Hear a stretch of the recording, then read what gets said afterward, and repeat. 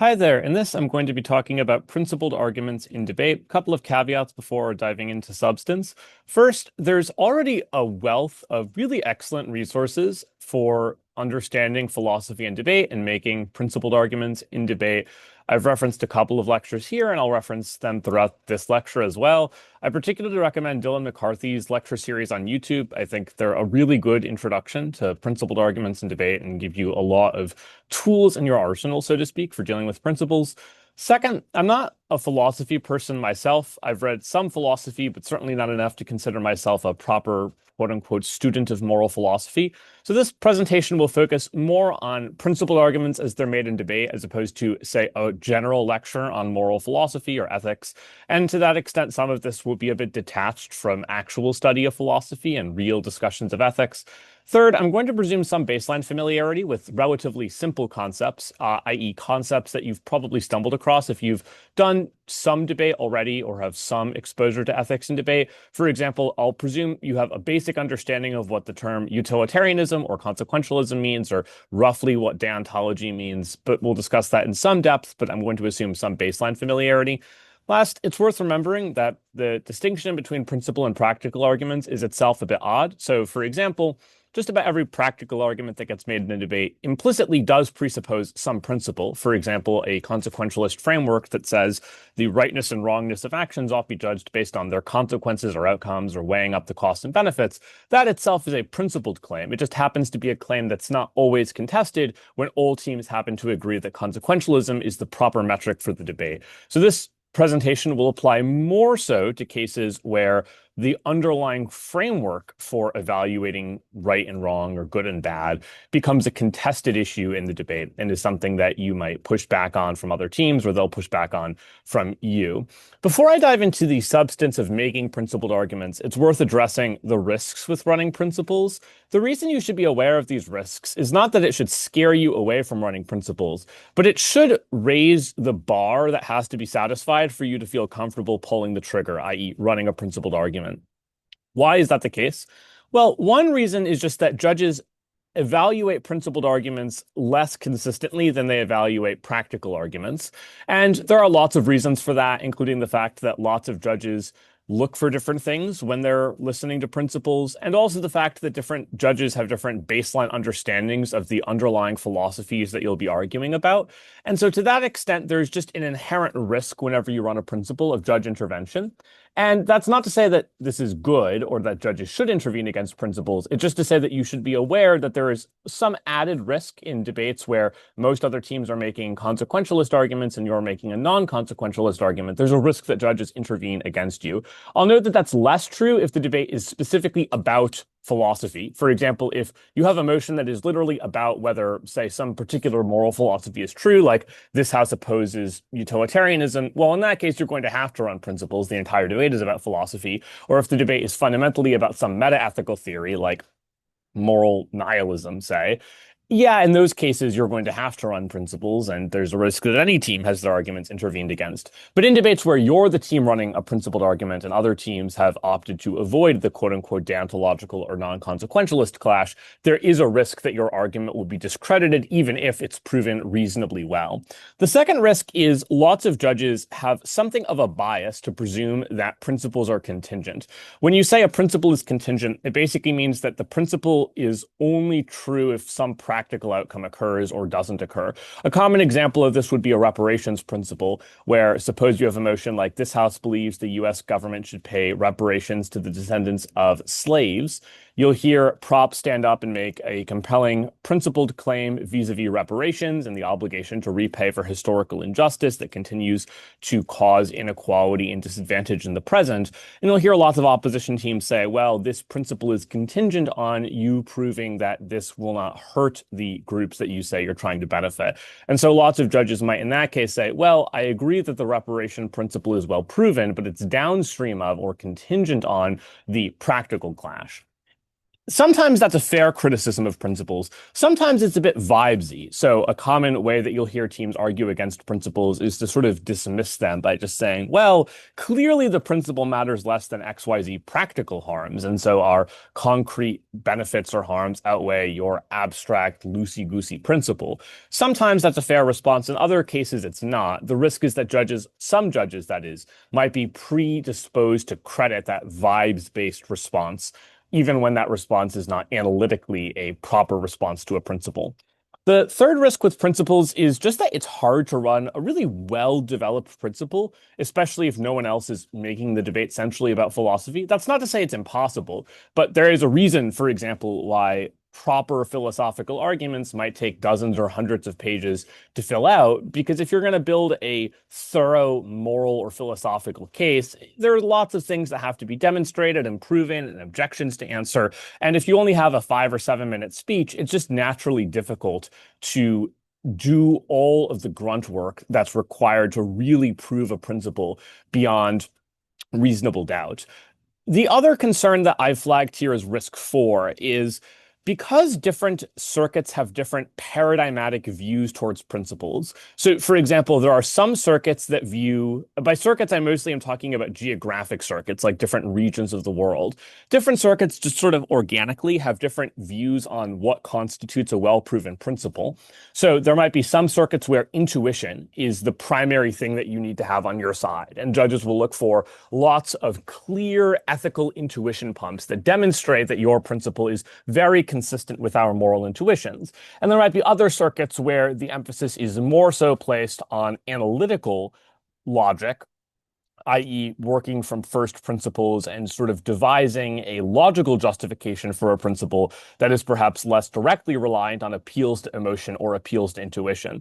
It's not to say that one of those two approaches is right or wrong. It's just to say that when you are competing internationally, you're likely to have paradigmatically diverse panels whereby judges have different views on what constitutes a well-proven principle. And so to that extent, there's the added risk of you might think you've run your principle very well, but your panel or a panelist or a judge on your panel might happen to disagree. The last risk is one that I don't think gets discussed enough, but in my opinion is one of the biggest problems that people face when running principles, which is most judges, particularly in the era of computer note-taking, where judges can write pretty much concurrently with listening and type lots and lots on their page or their Google Doc or what have you. One of the issues that principles run into is that principles, especially more sophisticated principled arguments, often do require a bit more thought for them to click, especially if the principle isn't immediately obvious or the judge doesn't immediately see where you're going with the principle. And one of the risks in some cases is that if a judge is just writing more or less as much as they can while you're speaking, and a judge is focusing like, I don't know, 60% of their brain power on just note taking and 40% on processing and thinking through your argument, there's a risk that the more complicated or unintuitive your argument is, there's a risk that the judge will understand it at the time, but when they come back, for example, during deliberation, they won't have a as compelling or as intuitive understanding of what your argument was or what your principle proved if they haven't really thought about your principle, how it interacts with the rest of the debate, etc.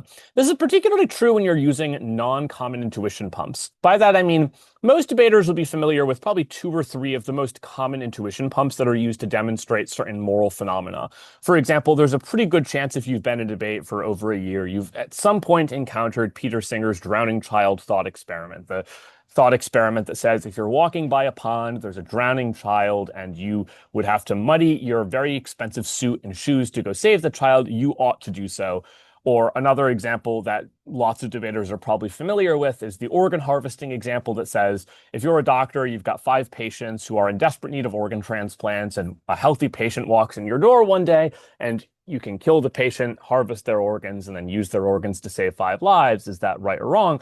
Most judges are familiar with those sorts of intuition pumps, but the less common examples that you're using it's going to take some time for a judge to think through the example and then come to the realization that it is intuitive, especially if they're half listening and half writing. And so when you're developing and explaining principled arguments, one of the risks is that you might explain the argument very properly, but it will just take time in some cases for the principle and its weight to really stick with a judge. And if a judge is half writing and half listening and processing, there's a risk that if you explain the argument too quickly or don't give time for the intuition pumps to sink in, there's a risk that your principle will be misunderstood in a way that results in it being undercredited or discredited wholesale. That's not to say, to be clear, that you shouldn't run principles. Principles are interesting and clever and can often be highly strategic. It's just to say, A, when you are thinking about running principles, especially if you're making it the crux of your case, you should really ensure that this is a principle that you can sell and you feel confident selling.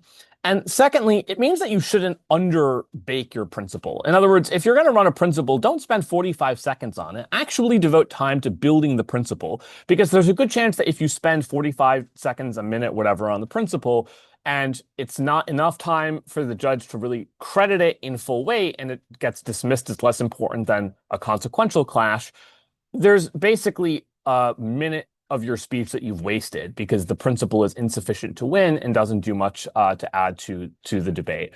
The last thing that you should do when it comes to running principles is you should probably, as a risk minimization strategy, plan to couple a principle with some practical argument, presuming, again, that you're not in a debate that is centrally about a consequentialist clash. So, for example, if the motion is like, this house believes that moral realism is true, well, it would be a little silly for you to run a consequentialist argument. You're going to have to basically spend all 7 minutes just talking about metaethics. But if you have a motion like, this house supports the use of conscription, well, in that case, there's a practical set of arguments, i.e. arguments about the consequential costs and benefits of this policy. There's also probably going to be some principled clash about whether this is a legitimate form of state coercion. And probably to minimize the risk, for example, that you take a 4 just based on running a principle that gets discredited, you might spend maybe 4 to 5 minutes on a principle and maybe 2 to 3 minutes on some practical argument. For example, if you're on closing, to hedge against the risk that your principle gets discredited. The last thing in terms of implication for round strategy is you should be really clear in your head about what your principle needs to do. What I mean by that is lots of times when you run a principle or when teams run principles, it's not clear what they intend the principle to do. Do they intend the principle to just be an argument for their side? Do they intend for their principle to outweigh specific impacts that have been made by the other side? Do they intend their principle to be a defensive claim that sort of defeats some argument made by the other side, but isn't an offensive contribution to your side? That's one of the most important things for you to figure out in prep is what are you trying to do with your principle? And in particular, you should figure out whether it's serving an offensive or a defensive purpose. To be clear, this is terminology that I would say a good number of debaters use. It's not necessarily universal, though, so you shouldn't think of this as terminology that will be automatically understood or credited by judges. This is just the terminology I'm using to explain the concept. So the distinction, in my view, between an offensive and defensive principle is whether you're trying to stop another team from winning on some argument or whether you're trying to independently win a debate through some argument. And obviously, the distinction here is a bit blurry. I'm not saying it's a very clear bifurcated binary, but this is more of a heuristic for thinking through different types of principled arguments. A offensive principled argument would be something where you're trying to actively win the debate on this argument. So an example of this would be a obligation claim that says we must do this regardless of outcomes. Or another example would be an argument that says this motion violates an inviolable right and therefore the motion should fail automatically. A defensive principle would be, the simplest example would be rebutting another team's principle, where they run a principled argument and you need to sort of develop some principled justification for whatever you're selling. And if you win that argument, it's not to say, oh, you automatically win the debate. It just means the other team's principle doesn't win them the debate. Another example of a defensive principle would be establishing that some policy is justified, but not necessarily obligatory. It's okay to do this, but it's not mandatory. So just some examples of this. Suppose you have a motion like this house would ban the production and consumption of meat. If you're on prop, there's two types of principles that you might run in this debate. And of course, they're related, but one principle would be an offensive principle that says the meat industry is a form of animal genocide. It causes vast suffering to animals, and this is a moral tragedy.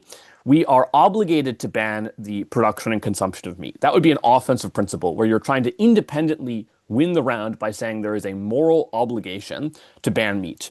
There are also defensive principles that you could run. So, for example, imagine that you're trying to win that debate from prop. Maybe you're closing government and opening government's done a really good job running all of the arguments about moral rights for animals and the obligation to ban the meat industry. And opening opposition has run some claim that says, well, it's not justified to stop people from eating meat. It's something that they have a right to do. It's part of their culture, etc. The government doesn't have the right to ban people from producing or consuming meat. If you're closing government, you might need to find a way to deal with that principle. And so in that case, you might run some defensive principle that says, here is why it is justified for the government to ban the production and consumption of meat, but not necessarily mandatory.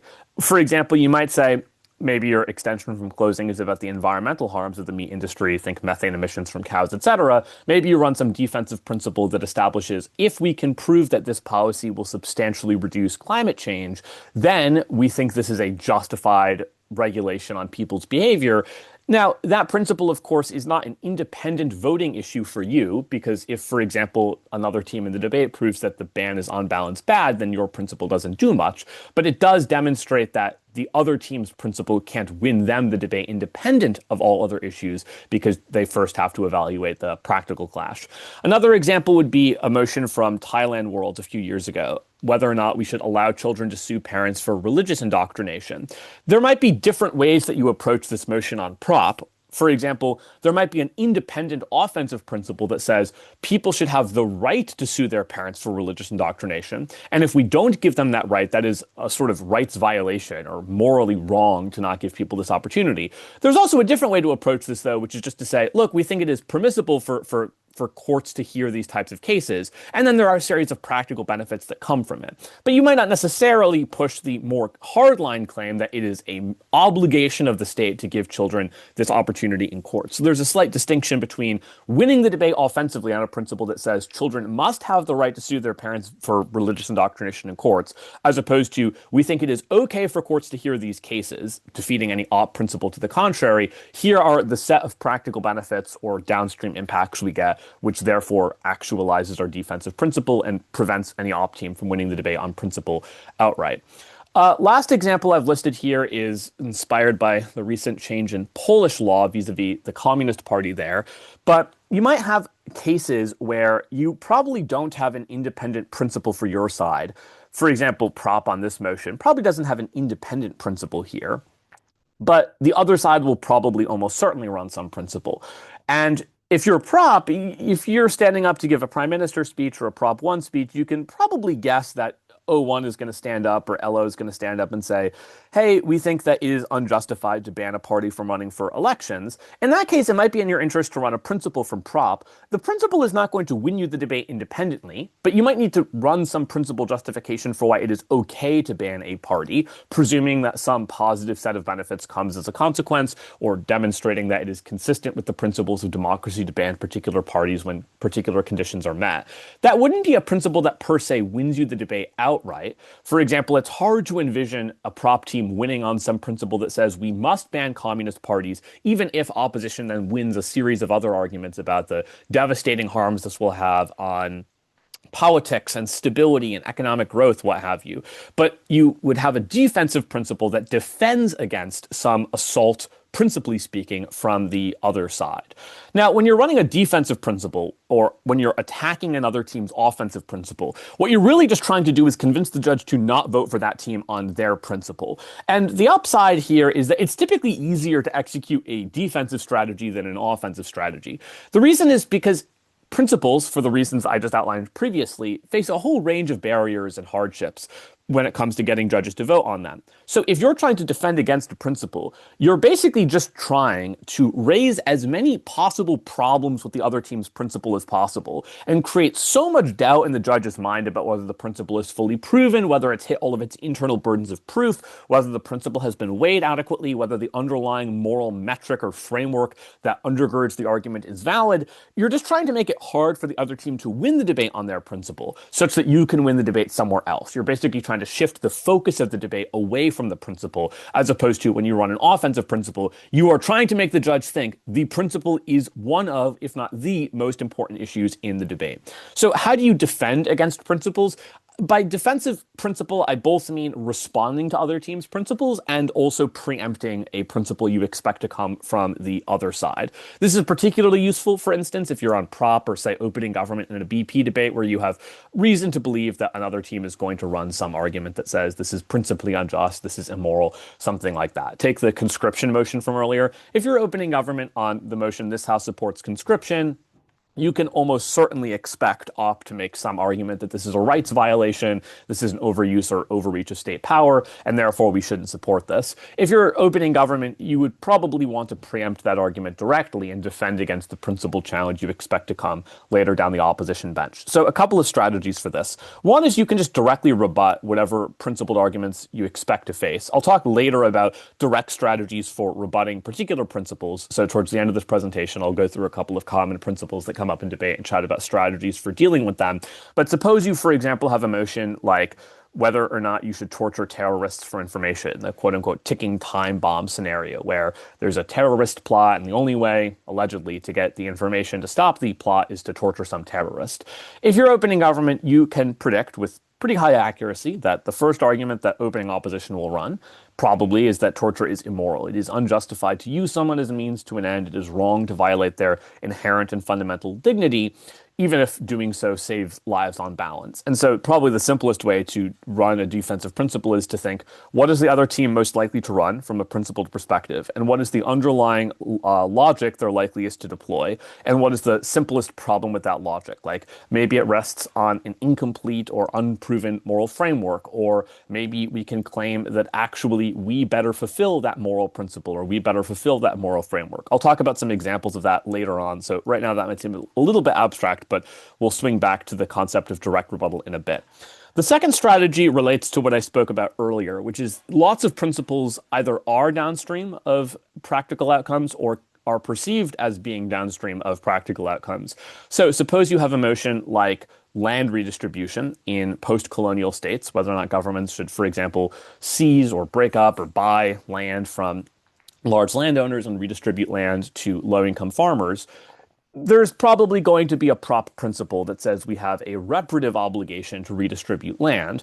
Well, probably the way that proposition will justify that principle might be something like, historically, land was seized by colonial powers. Land was then centralized in the hands of a small number of elites, and that creates enduring inequality in the sense that low-income subsistence farmers are forced to rent as opposed to own their land, and people are denied ownership of land when that has cultural or economic value to them. And so we should redistribute land on the basis of rectifying past wrongs. Now, if you're, say, opposition on that debate, one way that you might contest that principle is just to contest whether or not the people that are the recipients of this reparation will actually benefit. So for example, imagine that you're op and you run a series of arguments about why land redistribution is bad and will cause large-scale harm. Like land redistribution will result in small farms being less efficient than large farms due to the inability to access economies of scale or mechanization, and that will result in a reduction in food production, which in turn is bad for growth and for food security, et cetera. Or maybe you make arguments about capital flight and why multinational corporations or foreign investors are skeptical of countries that seize large tracts of land from current landowners at below market rates and redistribute it to low-income farmers. That could potentially cause an exodus of capital out of your country, causing your exchange rate to devalue rapidly, what have you. You could go through lots of potential reasons why land redistribution could backfire. But that argument on its own is not necessarily going to beat a principled argument that says, well, we have this reparative obligation. The way that you would specifically claim that a reparative obligation is downstream of or contingent on practical outcomes would be to say, their argument is we have a reparative obligation to the current people living on this land. The people, in other words, who have historically, generationally ago, been harmed by the unjustified acquisition of land and the unjustified perpetuation of land inequality. The problem is that if the people that you're trying to help via reparation, the people who, for example, would be receiving this redistributed land ownership, if the people that you're trying to help actually end up worse off as a consequence of this policy because they're poor, they produce less food, they have less income, then your principle which seeks to help these groups actually hurts these groups. And so the principle is not true or is less important than the broader clash on whether or not this is an effective form of reparation. Another way to do this that I'm personally skeptical of, but I do think works in a good number of debates because lots of principles are not sold well, and as a consequence, you can exploit underproven principles. You can sort of link your practical benefits into whatever the other side's principal metric is. So I'll give two examples of this. One is the example I've listed here. This house would legalize all drugs. So you can almost certainly imagine what opening government or prop would say on this motion from a principled point of view. They'll probably run some autonomy principle that says people should have control over their bodies, they should be free, they should have liberty. If someone wants to use heroin or cocaine, the government should have no right to stop them, and therefore, on opening government, we maximize people's autonomy by giving them more choices. A very boring and potentially weak way to respond, depending on how well that principle is sold by opening government, is to run some argument from op that actually says, look, you're going to, on balance, reduce people's autonomy by legalizing all drugs. Maybe a simple reason for this would be, if you legalize all drugs, lots of people will end up having some exposure to potentially addictive substances, and lots of people will eventually become addicted. You could then make a whole series of arguments about why that's plausible and likely, etc. And if that happens, then lots of people are actually going to suffer a substantial reduction in their agency, liberty, autonomy, etc. as a consequence of this motion, because even if people have some initial freedom to decide whether to take the first drug or the gateway drug, etc., what eventually happens is that they lose control over their own lives, or they lose some sense of agency or autonomy once addiction kicks in and they become physiologically addicted to that substance in a way that then shackles many of their other choices. So if you care about agency, you shouldn't legalize drugs, because even if you give people one increased form of agency, that is the decision to take drugs, you will also decrease their agency by the consequence of this action in the long run. Now, the reason I say that this can be a bit of a sketchy strategy is not that it's inherently wrong, but rather that a well-executed autonomy principle should preempt that challenge, or should be resilient to that challenge. So a smart opening government team is going to recognize the potential risk with that argument and make some clarification about why the government has the obligation to give people this choice, even if that choice leads on the whole to a loss of future autonomy. But there's a pretty good chance that opening government might not make that principle so internally consistent and resilient to attack. And so if the principle is underdeveloped or underjustified, you can attack it on those grounds. The related way that you could attack a principle as being contingent is you could just directly weigh against a principle. So, for example, I've talked several times now about the conscription example. One way that you might, on opening government, approach the justification for conscription is just to make a weighing claim and try to demonstrate why the practical benefits of your policy just matter more than some principle. And one particularly effective way to think about this sort of weighing approach is to remember that most principles in the real world are not absolute. There are very, very few principles that we really seriously believe cannot ever be violated. And even if you think of some intuition pumps where it seems clear, well, we shouldn't do this or we shouldn't do that, you can almost always tweak the intuition pump and make yourself suddenly a bit unsure of what you believe. So here's an example. One of the common deontological intuition pumps, or anti-utilitarian intuition pumps, that people like to use in debate is the organ harvesting example, which basically says, you've got 5 patients, they need organs, the doctor can kill 1 person to save the 5. And most people have pretty sensibly a moral intuition that that is wrong. It is wrong to kill 1 innocent person to save 5 lives. And so that's typically taken as evidence that utilitarianism is rights violating, and therefore it would be immoral to kill 1 person to save 5. And so in the Wang example, strategy 3/4, it might be a little hard for you as the team that's defending the utilitarian side to justify, say, violating someone's rights for sake of a greater utilitarian benefit if the other team says, but hey, look, it's wrong to violate rights for sake of greater societal good. But you could tweak the intuition pump and suddenly it's less clear what people's intuitions are. So for example, imagine that the intuition pump is not you kill 1 person to save 5 lives. Imagine that what actually is the intuition now is there is a scientist that is on the precipice of developing a new form of medicine that could save 1 million lives. But for some reason, in order for the medicine to be finally developed, he's got to kill 1 person. So you've got the scientist. Scientist has a is very close to getting a cure, but the only way to get this medicine or cure, vaccine, whatever have you, that'll save 1 million lives is to kill one person. Would you do it? Well, in the 1 to 5 case, most people had a reasonable intuition that it would be wrong to kill one person to save the five. But when the numbers are kill one innocent person to save 1 million lives, well, now maybe you still believe that it would be wrong, but so other people are going to think that it might be okay to kill the one person. And even more broadly, you probably are more uncertain than you were before. I.e., if it was 1 to 1, do you kill one person to save one other person? The answer is, well, obviously no, that seems wrong. If it's 1 to 2, kill one person to save two people, it's probably like, yeah, no, that still seems quite wrong. 1 to 5, most people still probably have the intuition that you don't kill the one, but you can keep increasing that number, that sort of cost-benefit ratio.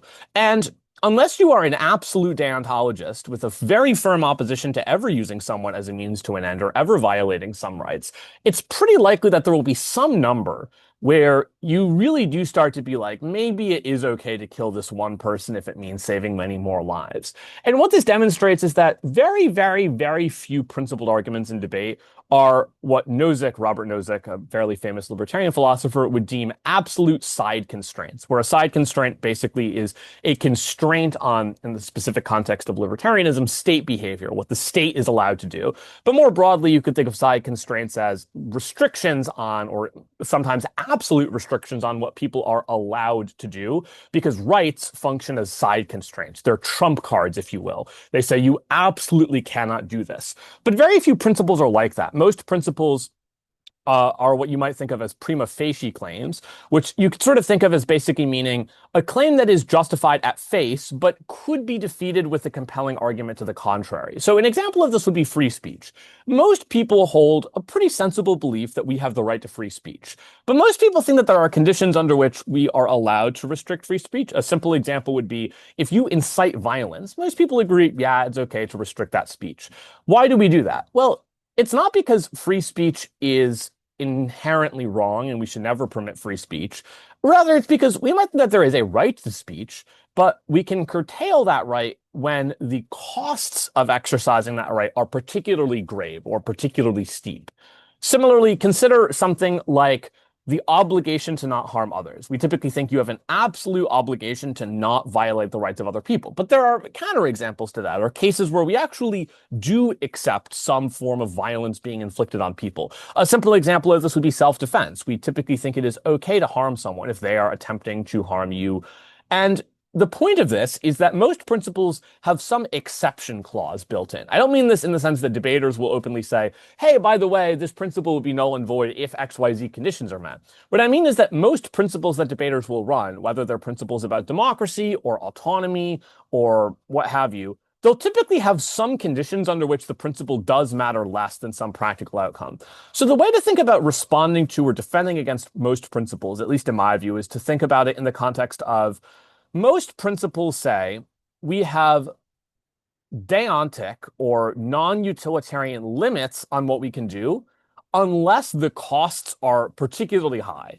And you basically need to figure out what particularly high consequences need to be involved to justify breaching some underlying principle, because very few principles in the real world really are absolute. And if you can demonstrate, for example, that some motion in which you defend some potentially unjust policy achieves a large enough benefit to justify some rights violation, and then you might do intuitive weighing to say, look, we agree that rights matter, but we do restrict and violate rights in many circumstances, in cases where, and then you explain what the exception scenario might happen to be, and you give some intuition pump for here is why this is consistent with intuition. So end takeaway vis-a-vis defensive principles is most principled arguments are not fully analyzed to completion. They typically miss some steps, some links, some parts. And probably the easiest way to defeat most principles, especially if you're rebutting principles, is just to very carefully flow/track the argument and then figure out what the principle happens to be missing. For example, it's common for principles to not justify analytically why the underlying moral claim being made is true. It's often common that people will use intuition pumps that are actually not analogous to the particular principle that they're running. It's very common that people will run a principle, but they won't actually explain why the principle is a side constraint, why it's an absolute prohibition prohibition on some behavior. And as a consequence, it'll be made just as, say, a prima facie claim that, well, at face value, this principle is true, but you could potentially justify some exemption or exception that is invoked by your benefits. The point is that most principles in particularly BP/World Schools debate are not so well proven as to be auto wins. And as a consequence, the best way to defeat principles, rather than hearing the tagline of the principle and immediately starting to think, okay, well, how can we deal with this principle? Gosh, how do we weigh against this, etc., is to think very carefully as the speaker is making their principle, what steps have they missed? What components of the principle are underdeveloped? And then exploit that to your advantage. So that was talking about defensive principles. Let's pivot towards talking about principled arguments where you're trying to win the debate on some offensive principle. So as I mentioned earlier, judges differ in what they look for from principled arguments. In my view, this is roughly, it's not perfect, but I think it's a rough heuristic for what the average judge is probably looking for when you make a principled argument.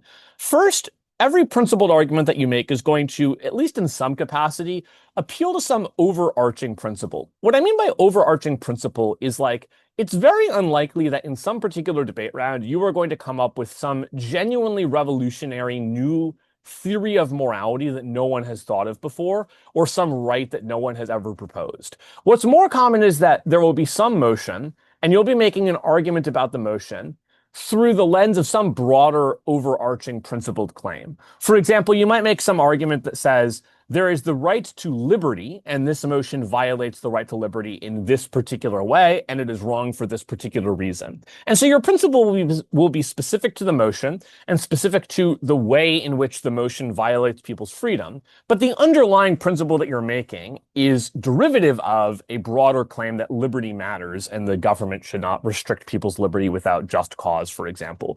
So the first thing that judges are often looking for in a principle is some overarching moral principle or philosophical framework that your principle connects to. This is also very useful for you in prep time when you're thinking about how you want to sell your principle. It's often important before you even just jump into, okay, we want to run a principle, how do we go about proving it, to figure out what principle are we really running here? Is this a principle about maximizing people's freedom? Is this a principle about limiting harm? Is this a self-defense principle? Is this a reparations principle? And really thinking through the mechanics of what is the overarching moral system that we're talking about? Where does this fall on the deontology, utilitarian spectrum, etc., is important so that you understand what you actually need to prove. So just to give a simple illustration of that, if you want to make a principled argument about democracy, you're going to need to justify analytically the right to democracy and then extend that to your specific claim. Like maybe you're talking about referenda on public health measures. In that case, you're going to need to have some broader principle about democracy in general, and then you're going to need to make that specific to the motion that you're defending, like hosting referenda on public health matters. But the overarching principle you're making is a democracy principle, and that affects the burdens that you have to fill within the argument.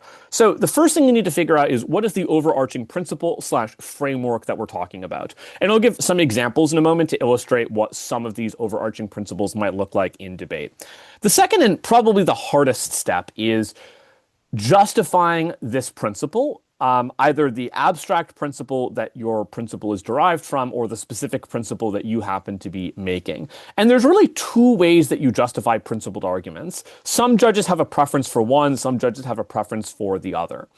The first component of philosophical proof in debate is sort of the analytical component. What I mean by the analytical component is the logical justification for why some principle is correct or why it's reasonable or why it's sensible. So, for example, if you make some argument about the right to democracy, rather than just lazily asserting, well, we recognize the right to democracy because we hold the intuition that people should have the right to vote, it's wrong to restrict people's democratic freedoms, etc. That's all well and good, but that's largely driven by some appeal to pre-existing intuition. And analytical justification would focus more specifically on why do we have the right to democracy. And so maybe here, for example, you deploy some state power principle-esque justification that says people's liberty is constrained by the state's monopoly on force. People don't consent to the state. The state owes us something in return, given that it restricts our rights without our consent. And the best form of reparation is direct control over state policy, something like that. So you want some analytic justification for why a principle is true, both because that makes your argument more complete, but also because that reduces the risk of a judge intervening against the principle on the basis that, well, the principle was rhetorically well proven or emotionally compelling or intuitively sensible to me, but I didn't have a logical reason to believe the principle was correct. So the first component of justification is you have to have some analysis behind your argument.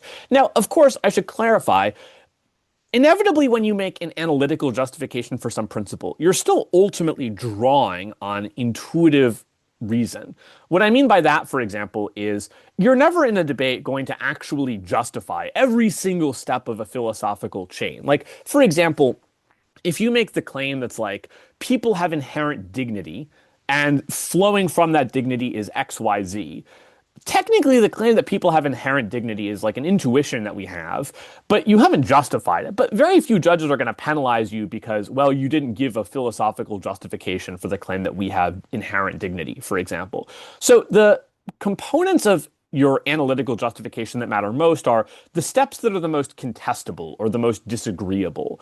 And you're not going to have to provide a rigorous analytical, philosophical justification for every single baseline claim made in some underlying principle, but you do have to provide some compelling link chain or set of logical arguments for why the principle that you're talking about, whether it's why we have a right to property, a right to democracy, a right to self-defense, why it happens to be true. Some principles, this will be very straightforward and very easy. So for example, if you are making a principle that's like slavery is wrong, that's like so obviously intuitive that you might need a sentence at most of analysis. If you're making a principle that's much more reasonably contestable, like, I don't know, you're making some claim that people have an absolute right to private property and this cannot be violated, well, that's a harder sell. And so you're going to need more analysis behind that claim because the contestability of your analysis is just higher. The second component of justification for a principle is intuition. So intuition pumps sometimes, in my view, get a bit misused. And what I mean by misused is that people will sort of like memorize 2 to 3 stock intuition pumps to demonstrate, oh, utilitarianism is wrong or deontology is wrong, etc. And then they'll just kind of deploy them willy-nilly in debates. That's fine, but the specific set of intuitions that you want to deploy in debate should be specific to your principle. What I mean by that is most principled arguments will both have to demonstrate why the judge should vote for a non-consequentialist argument, but also why your specific non-consequentialist argument is true. And sometimes people will use lots of intuition pumps on the first. So for example, they'll say, hey, if you're the doctor, you shouldn't kill the one dude to save the 5 people that need organ transplants. But they won't have actual intuition pumps to demonstrate why their particular principle is correct, like why there's a right to autonomy that supersedes state authority, or why there's a right to privacy that matters more than public security, whatever it happens to be. So ideally, you should have 2 types of intuition pumps in a principled argument. First, towards the end of your principle likely, you'll need some intuition pump for why, broadly, we should care about rights or obligations more than practical outcomes in at least some cases, particular to your principle. But secondly, you'll need specific intuition pumps about, we're making this overarching principle and here's why it's correct. Because if you just try to get away by saying, well, deontology is true, by the way, here's a right that we think is correct, like the right to privacy. Therefore, you should give us the win. Well, that's fine, but you're really... Sorry, that's not fine. That's less than fine. That's pretty suboptimal. You're asking the judge to do a lot of work for you. What you really want to do is to have a specific intuition pump that says, why do we find it intuitive that people have a right to democracy? What are some illustrations of that? Why do we find it intuitive that people have a right to property? And if you can really spell out intuitively why your principle happens to be correct, you're more likely for a judge to resonate with your principle. Remember, principled arguments are at least in part about emotion. And I don't mean that in an insulting or derogatory way, like principles are just people saying big fancy words and being emotional.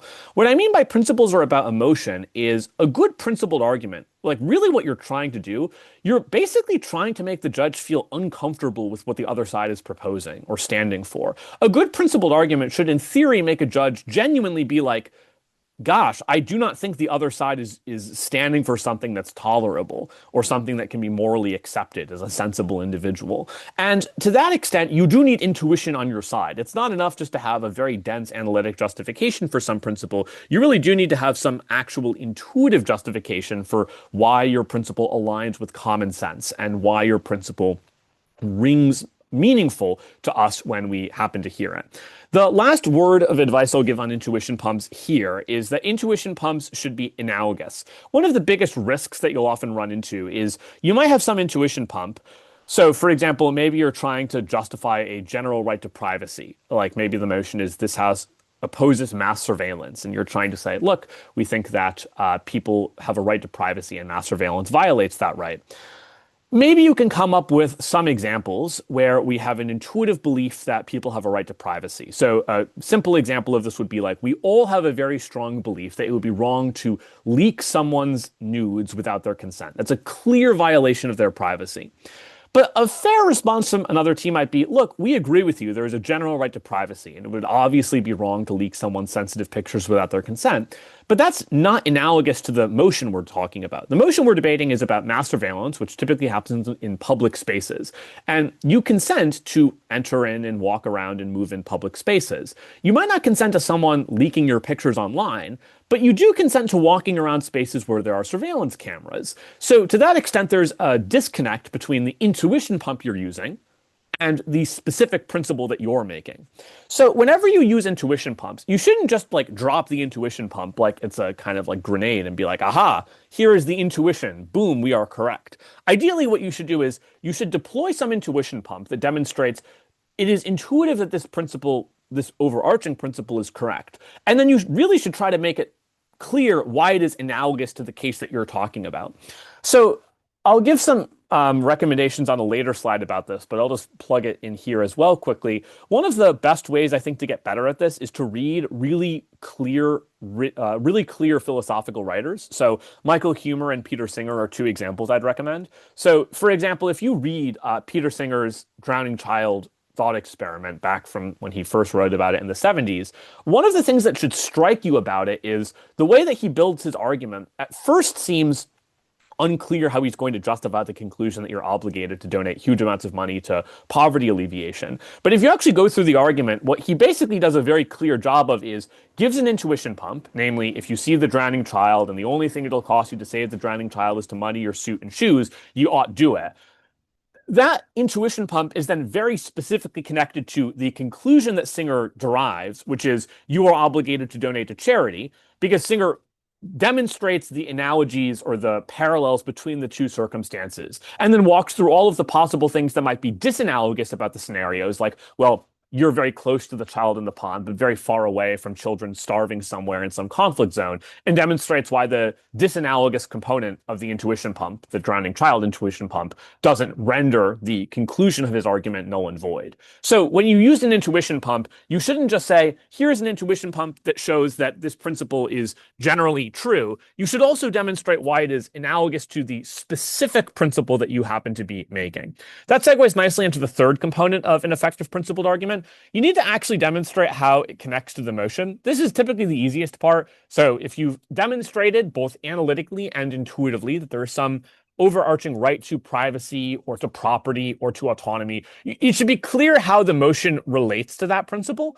This is the step that shouldn't be hard, but is also the step that you most need judges to get. Because if a judge doesn't understand the specific connection between your principle and the effect it has on the debate, there's a risk that the judge will be generally persuaded that there is some principle on some part of the debate. But if they're not sure how it connects to your particular argument or your particular stance, there's a risk that it just doesn't end up getting much credit in the debate. The last step in a principle is maybe the hardest, but you do need to explain why the principle is maybe a side constraint, or why it's a priori, in other words, it comes before all else, or why it matters more than practical outcomes. This step is often just wholesale missed. Particularly, I'd note in formats like APTA, where you'll hear people run a principle, and the principle is just sort of asserted to be prior to everything else. That's not necessarily true. So to be clear, although principles can be downstream of practical arguments, or they can be upstream, you do need to actually explain why a principle matters more than practical outcomes in a debate, why it comes prior to these sorts of issues.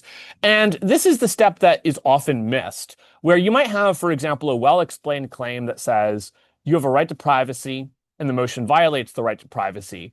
But the other teams are going to have reasonably compelling arguments about the benefits of violating privacy in this context. Like in the mass surveillance motion, for instance, there's a good chance the op teams are going to say, look, we're going to catch more criminals and solve more crime and reduce theft and burglary and assault and murder. And that's a pretty major substantial benefit that has to be weighed against the privacy violation. And so if you want the principle to be considered prior to those arguments, you need actual weighing to demonstrate why the principle is more important than other arguments. One piece of advice, a common, or maybe it's not common, but it's certainly discussed quite a bit. One strategy that people will talk about, in fact, I've spoken about this in the past, and I've since reverted on this. One way that you'll hear people weigh principles is uncertainty. The way it'll be weighed is like, well, it's uncertain what practical outcomes this motion will have, but it's very certain that this is a rights violation. My personal view is that this is probably unlikely to be effective weighing in front of most judges. It's not to say it can never work or that the weighing is inherently bad. It's just that this is probably not a very effective form of weighing. The first reason is that the way the weighing is often deployed, particularly in BP or world schools, is sort of like a tiebreaker piece of weighing. Like, if you're not sure who's won the practical clash, you should vote for us on principle, which is all well and fine, but it's really not a compelling weighing claim if the other team is ahead on practical issues. And it's not a great claim to be like, well, judge, if you're just really confused, vote for us on principle, because there's a risk that the judge isn't confused and thinks that you're clearly behind on practical outcomes, and you, in fact, do need to demonstrate why, even if you were losing on practical outcomes, the principle would still matter. The second risk with that piece of weighing, though, is that most judges will actually try to figure out who's ahead on the practical clash and will typically have some lean as to who's ahead. It's very rare that practical clashes are complete washes where neither side is ahead even narrowly. And so to that extent, the claim that, well, this is a deadlock breaker or the principle outweighs practical because practical is a wash, but principle is a slam dunk, probably not the most effective weighing strategy to deploy. Better weighing strategies would be to develop a specific explanation for why some right is a side constraint, like why we can't violate this right. It's an absolute constraint on state behavior or individual behavior. Another example would be justifying your underlying moral framework. So, for example, if you run some argument that says we should maximize people's autonomy and the government should not limit people's autonomy, one way that you might weigh that argument is to explain why your moral framework vis-a-vis maximizing autonomy is the sort of correct understanding of how we evaluate the goodness and badness of actions. And in that sense, if you can ground your principle in a broader moral framework, which you then justify analytically, it'll be easier for you to say, we've proven what the right moral framework for the debate is, and we've demonstrated that we win under that framework. So we are prior to other arguments on the basis that even if there's some benefit or harm of this motion, the more important metric of evaluation has been proven by our team, and our principle wins under that metric. I'll mention a couple of other weighing strategies in a moment. Other miscellaneous advice on offensive principles. One piece of advice is that you should think actively about the challenges and responses you're likeliest to face. In other words, you should think when you're developing a principle in prep time or during the round, what is the other team going to say in response to this? And my personal recommendation is that you explicitly preempt these objections. The reason I recommend preempting responses as opposed to just waiting for the responses to come and then responding to them is because lots of judges will be immediately skeptical of principles. And the reason is because most, especially in the context of BP or world schools, most judges will at some point in their debate career have also been speakers and actually debated. And even if they haven't, they've probably judged a good bit. And in those contexts, there's a pretty major risk that once you've debated enough, you sort of get to know all of the common ways that people respond to principles.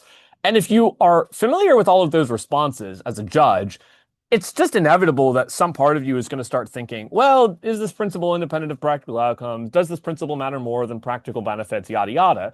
And so there's a pretty good chance that even before the other team says the most obvious responses, like this principle is contingent or this principle matters less, whatever it happens to be, there's a good chance the judge is already thinking these things and is already evaluating whether or not you've met the burdens of proof in your argument. So in order to deal with that skepticism from judges, I think you should just integrate responses preemptively. Of course, the downside to this is that it does mean you have to spend more time building the principle because it's not just enough to prove a general principle, justify it analytically and intuitively, connect it to the motion, and then weigh it. You also need to explain, okay, well, Ott might say X, Y, Z in response, and here's why that's wrong. And that's going to increase the amount of time you have to devote to the principle. But it's probably worth it because one of the risks with principled arguments is that they are often discredited wholesale. That is, a practical argument can be credited along some spectrum. So maybe a judge doesn't fully believe your argument, but they believe the argument to some extent. So you were trying to claim some major impact like war, and the judge doesn't buy the full impact of your argument, but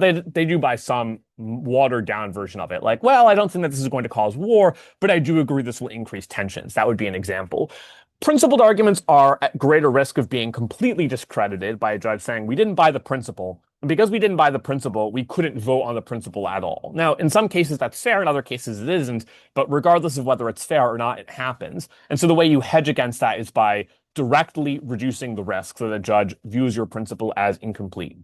The other advice I'll give on offensive principles is the objective reality, at least in my view, and you're free to disagree, this is largely an anecdotal observation, is judges are more likely to vote for negative rights claims than claims about positive obligations. These specific terms can be defined in different ways, and some philosophers dispute even just the existence of these terms. What I mean by a negative rights claim is mostly a principle that says you ought not do something. And by a positive claim, I mean you ought do something actively. For example, and like to be clear, these two things can kind of sound similar in some cases. So for example, this House would legalize all drugs. Technically, the motion is about the government taking an action, i.e. legalization. But the way that you might run a principle on that motion is through a negative rights claim. Like you have the right to consume drugs and the government is violating that right, which is sort of a negative rights claim. In any case, negative rights claims, I suspect, are typically easier to win on in debate. Part of the reason why is that positive obligation claims are more likely to be labeled contingent. For example, if you run a reparations principle, there's a pretty good risk that other teams say, well, your argument is downstream of the practical clash. Whereas if you can say people have a right to this thing and you are violating that right, and this right should not be violated, that's a bit of an easier sell for lots of judges. Two final pieces of advice on running principles, and then I'll talk about specific principles that come up in debate. One of them I've already mentioned, but because there is a wide range of views on principles paradigmatically, you should try to cover as many bases as possible when running principles. And the second piece of advice should hopefully be obvious, but I'll just clarify it regardless. Intuition pumps need to be intuitive. What I mean by that is there are two types of intuition pumps that are typically ineffective. The first is when you use a controversial moral intuition as the basis for your claim. This doesn't happen that often, but for instance, like you shouldn't use examples where people's moral intuitions are heavily divided. So a very simple example of this would be, you probably don't want to use the OG trolley problem as an intuition pump because people have like genuinely different views on how they would respond to the trolley problem. And so if you have if you use as the intuition pump, well, we all agree that you should pull the lever on the trolley problem. Well, it's not obvious that that's true. Lots of people would disagree. Another example would be cases where there's a decent chance your judge shares an intuition, but the underlying intuition is not widely universal. So one example of this would be like, you probably shouldn't use abortion as an example of something that's wildly intuitive. Like, well, it's intuitive that the pro-choice position is correct, or it's intuitive that governments shouldn't regulate abortion. That might be intuitive to your judge or to you, probably to me, but it's not necessarily a effective claim in front of an ordinary intelligent voter who is supposed to be evaluating the debate from the perspective of someone who doesn't necessarily have, say, a left-wing intuition about the ethics of abortion or something like that. The second type of intuition pump that sometimes doesn't work very well is when your intuition pump becomes so niche and contrived and far-fetched that it's a bit hard to follow. This is not universal. There are some kind of detailed, long-winded intuition pumps that can be really effective. One of them that I'll talk about later is the quote unquote Fred's basement puppy torture intuition pump, which is a really effective intuition pump in favor of animal rights and against the consumption of factory farmed meat. And that one takes probably at least 30 seconds, maybe a minute even, to really explain and unpack and analyze. But the more contrived and far-fetched your intuition pump is, the more hypothetical it is, the more caveats they're added in, the less and less likely your intuition pump will work. Because the whole point of an intuition pump is trying to convince the judge that you're on the reasonable side. You are aligning with how we think about common sense morality. The more contrived, far-fetched, bizarre, confusing your intuition pump is, there's just a greater risk that your judge is going to be confused and not really know what to write, how to think about your principle, etc. One way to get better at using intuition pumps is to read philosophers who use them very well. So I mentioned this before, but Mike Huemer and Peter Singer are both pretty good, particularly Peter Singer's work on the drowning child problem and some of his other work as well, but that's probably a good place to start. Michael Huemer does this pretty well in his writing. I think if you want a good illustration of this, you could read The Problem of Political Authority, which is sort of his book on political anarchism and the legitimacy of state authority. Both do a pretty nice job of writing in a way that's pretty clear about what they think is intuitive, why they think it's intuitive, and how their specific arguments connect to broader moral intuitions that we happen to share. So you should get good at using and deploying intuition pumps, and one of the best ways to do that is just to read a bit, not a ton, but a bit of actual philosophical literature. Last thing before we shift to specific principles, I guess I lied earlier and said that was the last thing, but alas, it was not, is how do you actually go about finding principles? So when I say finding, I don't mean like Minecraft mining, where, you're mining down into the stone layers of the Minecraft world searching for iron. What I mean by finding is like, when you see emotion and you're kind of like, okay, look, I'm pretty confident that there's a principled argument to be sold here. How do we go about building it? What are the strategies that you might use, or what are the strategies that I personally use for doing that?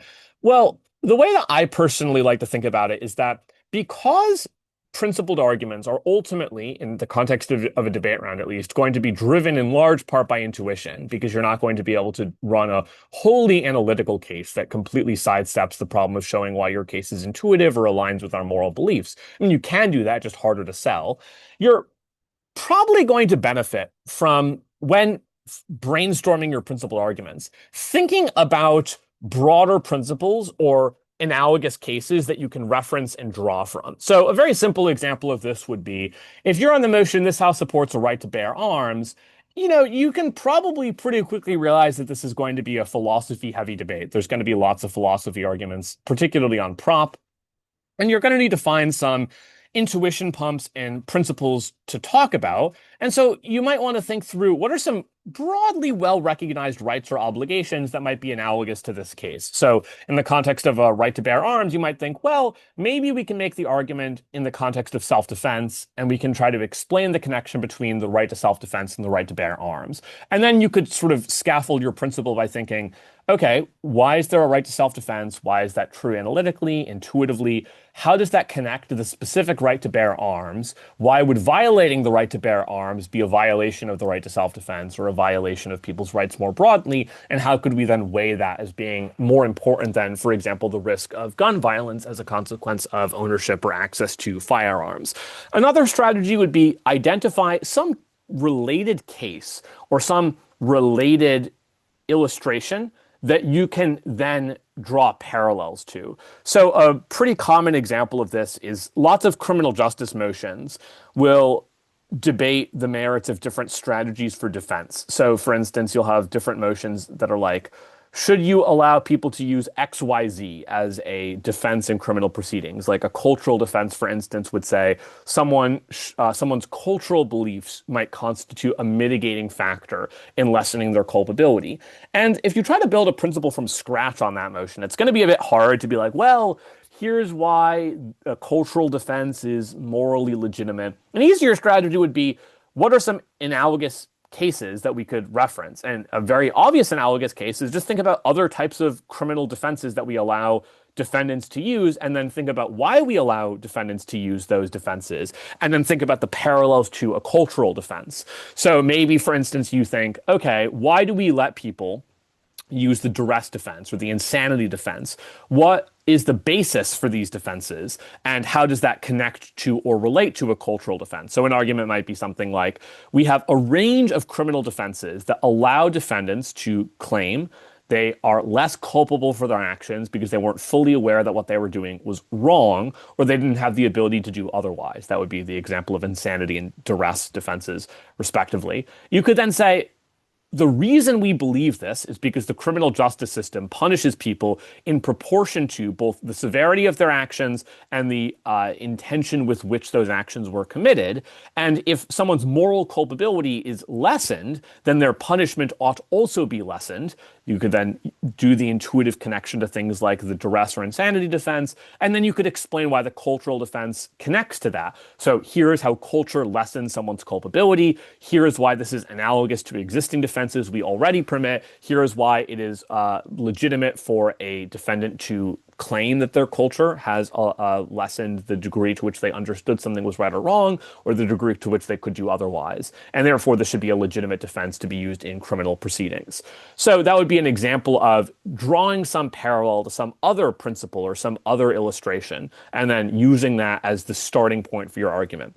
I want to emphasize that this is just a starting point for brainstorming. It's not like this should be the specific way you build a principled argument. It's not like your principle should necessarily just be like, well, you have a right to bear arms because you have a right to self-defense, and guns help you defend yourself, therefore you have a right to bear arms. That would be an ineffective or poorly explained principle. This is more of a starting point for how you brainstorm where you're going to go with your principle. So I'll walk through some tangible examples of that, some concrete illustrations to hopefully make that make a bit more sense. So suppose you, for example, have the motion, this House would legalize all drugs that we talked about earlier.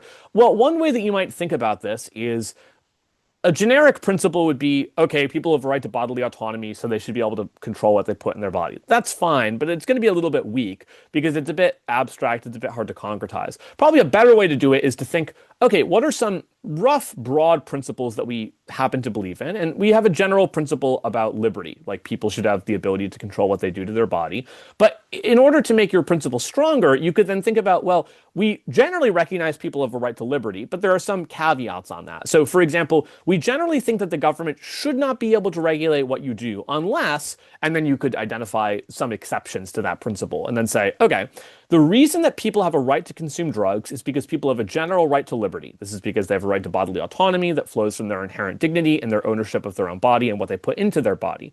That being said, and what that means is that people have a sort of prima facie claim to control what they do with their own body.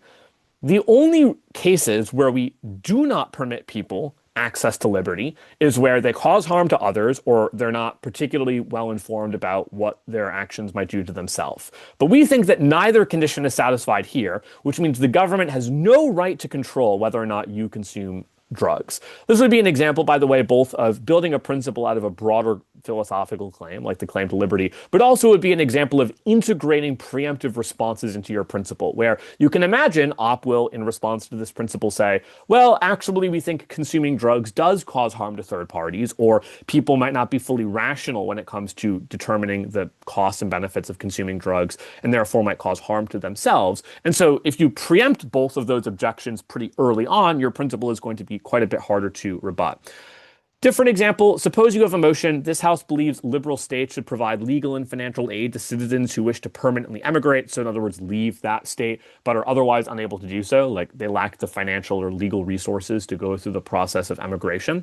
Here, you might think through what's some analogous principle. So, for example, if you were to try to intuition your way into this principle, maybe you'd be like, well, people have the right to move. Maybe that means if people want to leave the state and they can find another country that will accept them, we clearly allow them to do that. For example, we all agree it would be really wrong for the government to stop you from leaving. That would be pretty immoral.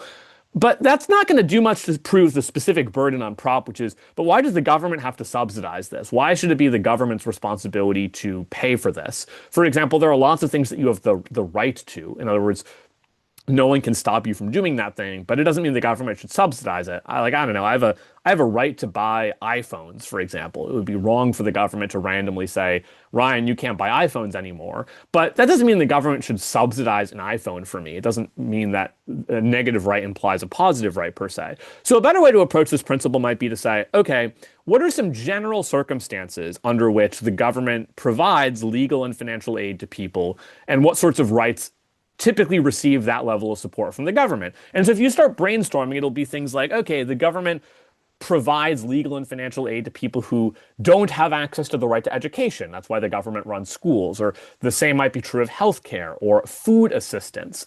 And another good example of this would be legal counsel. Like if you can't afford a lawyer in a criminal trial, the government will provide you with a lawyer, at least in most jurisdictions.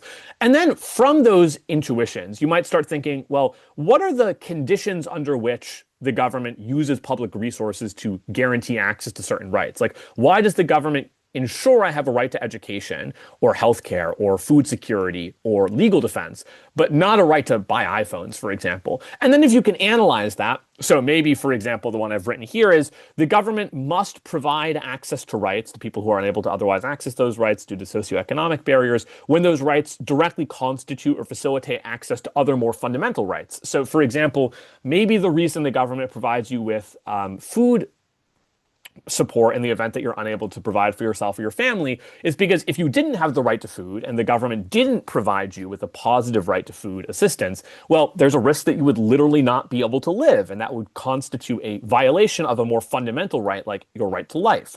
Or if the government didn't give you, for instance, a public defendant, you wouldn't be able to access your right to justice and equal treatment and fair process under the law. So in the case where some right is directly required to access other more basic rights, the government might need to play some role in providing access to, via legal and financial aid, to that right. So this is why the government won't subsidize iPhones. It's not like accessing an iPhone per se is going to facilitate your access to other fundamental rights you would otherwise be unable to access, but why the government might, for example, have to provide things like food, healthcare, etc. You could then connect that to the specific issue of emigration. You could try to make a claim about why the right to emigrate is itself facilitative of other more fundamental rights, like maybe the right to self-determination or the right to control the state under which you live and the sets of values which are imposed upon you. And you could then explain why, given that context, the government has an affirmative obligation to provide resources to help people emigrate if they otherwise don't have the resources to do so. And failing to do this would be a violation of people's rights on the basis of not having resources and the government failing its obligation to provide those resources. Another example would be, this one's a little bit trickier, but it's an interesting illustration. Suppose you have a motion like this House would ban all advertising. And the reason I've used this example is because it's an interesting case where you're going to have a somewhat hard time on oh, I guess actually I lied. I'm going to use this example again later, but on the other side. So the specific interesting principle I was about to describe is going to come later in this presentation. I mixed the slides up in my head. The principle here that you might run if you're on op, for example, on this House would ban all advertising, would be a very basic free speech claim that says people, including organizations of people, have a right to speech, and the case in which we restrict speech is where speech causes direct and material harm to some innocent third party, but that's not satisfied in the context of advertising. And so you might approach the principle by saying, here's a broader principle like the right to speech. You could then explain why the people that engage in advertising, like NGOs or corporations, have a legitimate claim to speech, and as a consequence, why advertising does not cause enough harm to justify limits on speech. Now, notably, this is a good example of a principle that sort of skirts the line between being contingent on practical outcomes and not contingent on practical outcomes. So, for example, a smart prop team would respond to this principle by saying, well, you've agreed that you can restrict rights, for example, the right to speech, when those rights cause direct material harm to some third party. So we'll explain why advertising satisfies that standard. So a smart op team would realize that this is the response that's going to come. And the way that they would build their principle is to say, look, anything might be able to potentially cause harm. In other words, every action that we do, including just about all forms of speech, might potentially cause harm. We think the threshold for what constitutes sufficiently bad harm to justify a ban on some speech has to be really high. And even if advertising causes some harm and some material harm and some direct harm, it could never cause anywhere near enough harm to justify a government ban. And then you might give some philosophical argument or principled argument about why the bar for banning speech should be very, very high, like maybe a claim on restricting the government's ability to abuse its power over us, because speech is the way that we influence other people in a democratic society, which in turn is connected to our right to democracy, our right to self-determination, and so forth. Fourth example, sort of this gets back to the intuition that we talked about earlier with the cultural defense, but suppose you had a motion about extending the insanity defense to people with serious ASPD, antisocial personality disorder, what you might think of as sort of sociopaths or psychopaths. If you're approaching this motion without a grounding intuition, it's going to be a bit hard to come up with a compelling prop principle. I mean, you might have some general idea. Well, if you have ASPD, you might not understand maybe in all cases or many cases why it is that what you're doing is wrong or immoral or bad. And maybe that means that we should let you plead insane. But that's going to be a bit of a tough sell if you don't have some rough parallel to draw to. So if you can instead draw some parallel to existing defenses, analyze why those defenses exist, and then connect that to the specific case of severe ASPD, you're going to have an easier time making that principle. A fifth example is a little bit more interesting. It's basically the debate about epistemic limits, so to speak, on the right to vote. Suppose you had some motion that assumes that this doesn't result in discriminatory outcomes on the basis of identity characteristics, whether or not we should give more votes to people who pass a political competency test. This is probably a very bad idea in real life because that assumption is very unlikely to hold. But assuming it is true, would this be a good system? And if you're looking at this on prop, you're probably off the bat going to be, quite worried. Reasonably so, because this seems like a pretty fundamental rights violation, or at bare minimum, it seems like a morally suspicious system whereby we are violating the principle of one person, one vote. We're arbitrarily privileging one group of people over another in the political process, and you just know the op is going to have a field day with this, morally speaking, because they're going to get to run principle after principle after principle, slamming you on this for being an unjust policy. So how would you deal with that as prop? Well, one way to do it would be try to find an analogous case where we limit people's ability to participate in a democratic society in some capacity on the basis of their what you might think of as epistemic status, how knowledgeable they are on some issue. And one case that you might draw a parallel to would be juries. In a jury trial, we would all consider it very, very wrong if the people sitting on a jury decided to be or just were ignorant or irrational or heavily biased. For instance, if someone was being potentially going to be put behind prison bars and their jury was stuffed with people who weren't paying attention, who were ignorant, who weren't thinking rationally, who weren't listening to the evidence, we would find it pretty abhorrent if that jury then decided to, say, put that person behind bars for 10, 15 years. Maybe they might be guilty. Maybe it is actually the case that that person deserves punishment, but the process seems fundamentally unfair because we are giving coercive power in a deliberative body to a group of people that doesn't have the relevant competency to deliberate in an appropriate way that results in a fair outcome. And so you might draw a parallel to voting to say the outcome of elections has huge effects on people's livelihoods. It affects the taxes that people pay. It affects military interventions. It affects the laws that are passed. It affects what's taught in schools. The outcome of elections matters a lot in terms of constraints on people's autonomy, freedom, etc. In that context, it seems wrong that we would let all people, including people who are fundamentally ignorant about the political system, have equal input as people who do understand the consequences of their votes, much in the same way that we would be concerned about having an ignorant or irrational juror casting a vote in the case of a jury. Now, obviously, there's one major disconnect between these two cases that you would need to deal with if you wanted to make this argument. And the main disconnect here is one just might be a numbers thing. Like one individual person's vote seems very unlikely to ever swing the outcome of election. One juror's vote matters an awful lot. Another disanalogy, would be in the context of a jury, the outcome affects the defendant. It doesn't really affect the juror directly. The juror is not sentencing themselves to prison. But in the context of an election, it is different because if you're, say, the person voting, you're not just voting to affect other people's lives. You're also voting based on what would be good for you. And so there are relevant disconnects between this analogy and the case for epistemocracy. And so you would need to reconcile those tensions or explain why they're not relevant if you wanted to make this case work. Last is I'll sort of pull out an argument from Nozick just to keep things a bit interesting. Suppose you had a motion like this house believes taxation is unjustified, excuse me, not justified. Now, if you're on prop, you can think of the generic argument that taxation is theft, people never consented to the state has no right to steal your money. All of that's well and fair, but it's going to be a little bit vulnerable to a smart op team attacking you in a range of ways. They're going to maybe run the Rawlsian argument that lots of what's valued in society is arbitrary. Why is it that Warren Buffett or Elon Musk has skills that are deemed exceptionally valuable, whereas a janitor or a bus driver's skills are deemed less valuable? Lots of this is beyond your control. Maybe it means that you don't have a very morally salient claim to the wealth that you generate. There might be a very simple utilitarian claim in favor of taxation, that redistributing money from the rich to the poor is important for poverty alleviation. There's diminishing returns to money, so on and so forth. You might make a series of arguments that if we didn't have taxation, we couldn't have state institutions in the first place, and that would on balance be worse for everyone, including the people whose money we tax. There are lots of arguments that would be used to attack that very basic taxation is theft line from prop.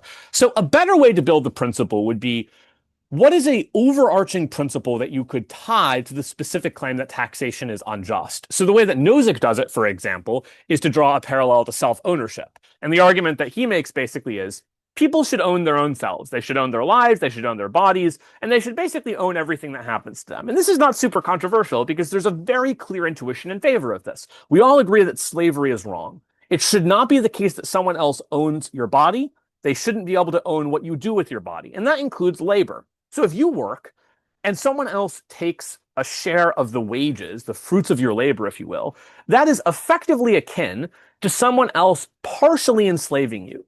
Not in the literal sense of literal slavery, but more in the sense that if you use your body to work, then you ought be entitled to the proceeds of your labor. And if someone else comes along and steals what you've earned, they're not just taking your property, your stuff. What they're essentially doing is stealing your labor. And your labor is something that you own. That basically means they're stealing, owning, in a sense, a part of you. And so to that extent, taxation isn't just theft in the sense of the government happens to come along and pluck some money out of your pocket. It is effectively the government instantiating an ownership stake within you in a way that violates your fundamental claim to pure self-ownership. And the distinction then between the what I've labeled generic argument or the specific argument is the specific argument has a much more compelling justification for why the government cannot take your wealth, because it's based on a much more fundamental right. In other words, the right to property, the right, for example, to not have your stuff stolen,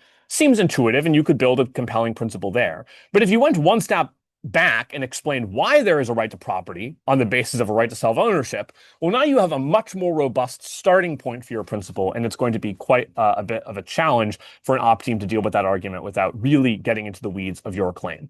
So those are some examples of how to deploy these strategies. The next thing I want to talk about is a basket of common principled arguments that come up in debate. Here, I'm not going to talk about these arguments specifically in the way that they would be run in a debate per se, so I won't structure them, for example, as you would see in a debate speech. I'll just talk about the logic or substance of arguments. One type of principle that's pretty common in debates about government policy is libertarianism, the concept of limiting government restrictions on people's freedom. And so one basket of principles that you should become pretty quickly familiar with are general claims about the government not having the right to restrict people's liberty. And there are lots of logical justifications that you could deploy for that. We sort of just saw one of them in the form of Nozick's self-ownership claim. And on the next slide, I'll talk a bit about principles from agency that you could deploy. But the general claim that you could use when making libertarian principles is to say that people have a presumptive right to freedom, to control what they do with their lives because they know what's best for them, and the government has no right to coerce them because you never consented to the government. And so the government should only limit rights under very narrow circumstances. And there are sort of 2 to maybe 3 cases where you could really say government restriction is justified. One is the harm principle. This comes from John Stuart Mill. The concept is, liberty is not unlimited. The government has a legitimate claim to limiting your rights when you exercising your rights will interfere with someone else's negative rights. So an example of this would be your right to swing your fist is not unlimited. Yeah, you can move your arms about, you can control what you do with your body, but if your fist starts hitting someone's nose, in other words, you start punching someone, the government has a legitimate claim to come in and stop you from exercising your liberty in that sense to prevent harm against innocent third parties. The harm principle, in my view, is probably one of the easier ways to justify restrictions on liberty and debate. For example, if you think back to that legalize all drugs motion, I think the easiest pathway to beating the libertarian principle on prop from op is to run a harm principle and explain here are the many ways in which legalization of drugs will cause substantial harm to third parties. Think, for example, increased levels of crime or violence or disorderly conduct, and the broad scale societal harms that come from increased levels of drug addiction. And so you could make a compelling claim that says the government does, in fact, have a right to limit access to potentially dangerous, hard drugs on the basis of preventing harm to innocent third parties that can't consent. That being said, one of the major risks with the harm principle is that this really comes down to what constitutes harm and what level of harm is satisfactory for government intervention. So just to give some illustrations of this, nearly everything that you do might potentially cause harm, but it's not clear that means the government has a legitimate claim to stop you. So a very boring example is just people are social animals. We compare ourselves to others. If I go to the gym and work out and I start looking better, it's very plausible that there will be other people who will feel bad about themselves by comparison because they will feel like they look less good and that makes them feel bad about themselves. Technically, that constitutes a form of harm, but I don't think any sensible person would say that we should therefore ban people from going to the gym or ban people from eating healthy diets because it might potentially cause harm to someone else. So the fact that some action causes harm is not itself independently sufficient to justify government restrictions. Another example that's a little bit less crazy, that one seems a bit extreme, right? It's a bit far-fetched, the level of harm is small, everyone has that intuition.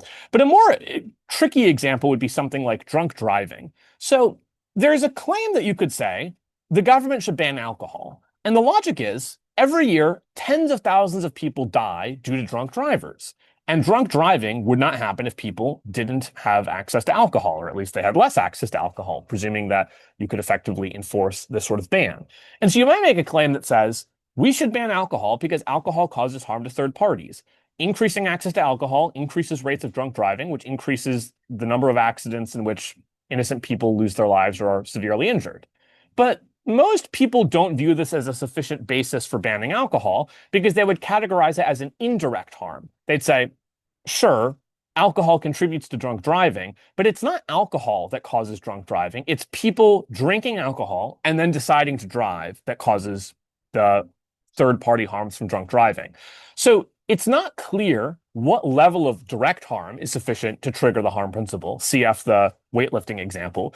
And it's also not clear whether indirect harm is sufficient to justify the harm principle. So there are some cases where there might be middle ground solutions. So for instance, smoking cigarettes does cause third-party harm in the form of secondhand smoke. And so one reasonable maybe solution to that, not solution in the sense of ending secondhand smoke, but one sort of compromise is that you might impose a sin tax on cigarettes to reflect the fact that A, cigarettes are bad for people themselves. We'll talk about paternalism in a second, but also the fact that smoking causes some level of third-party harm. And so we can account for that by imposing extra taxes on cigarettes that cause some level of third-party harm.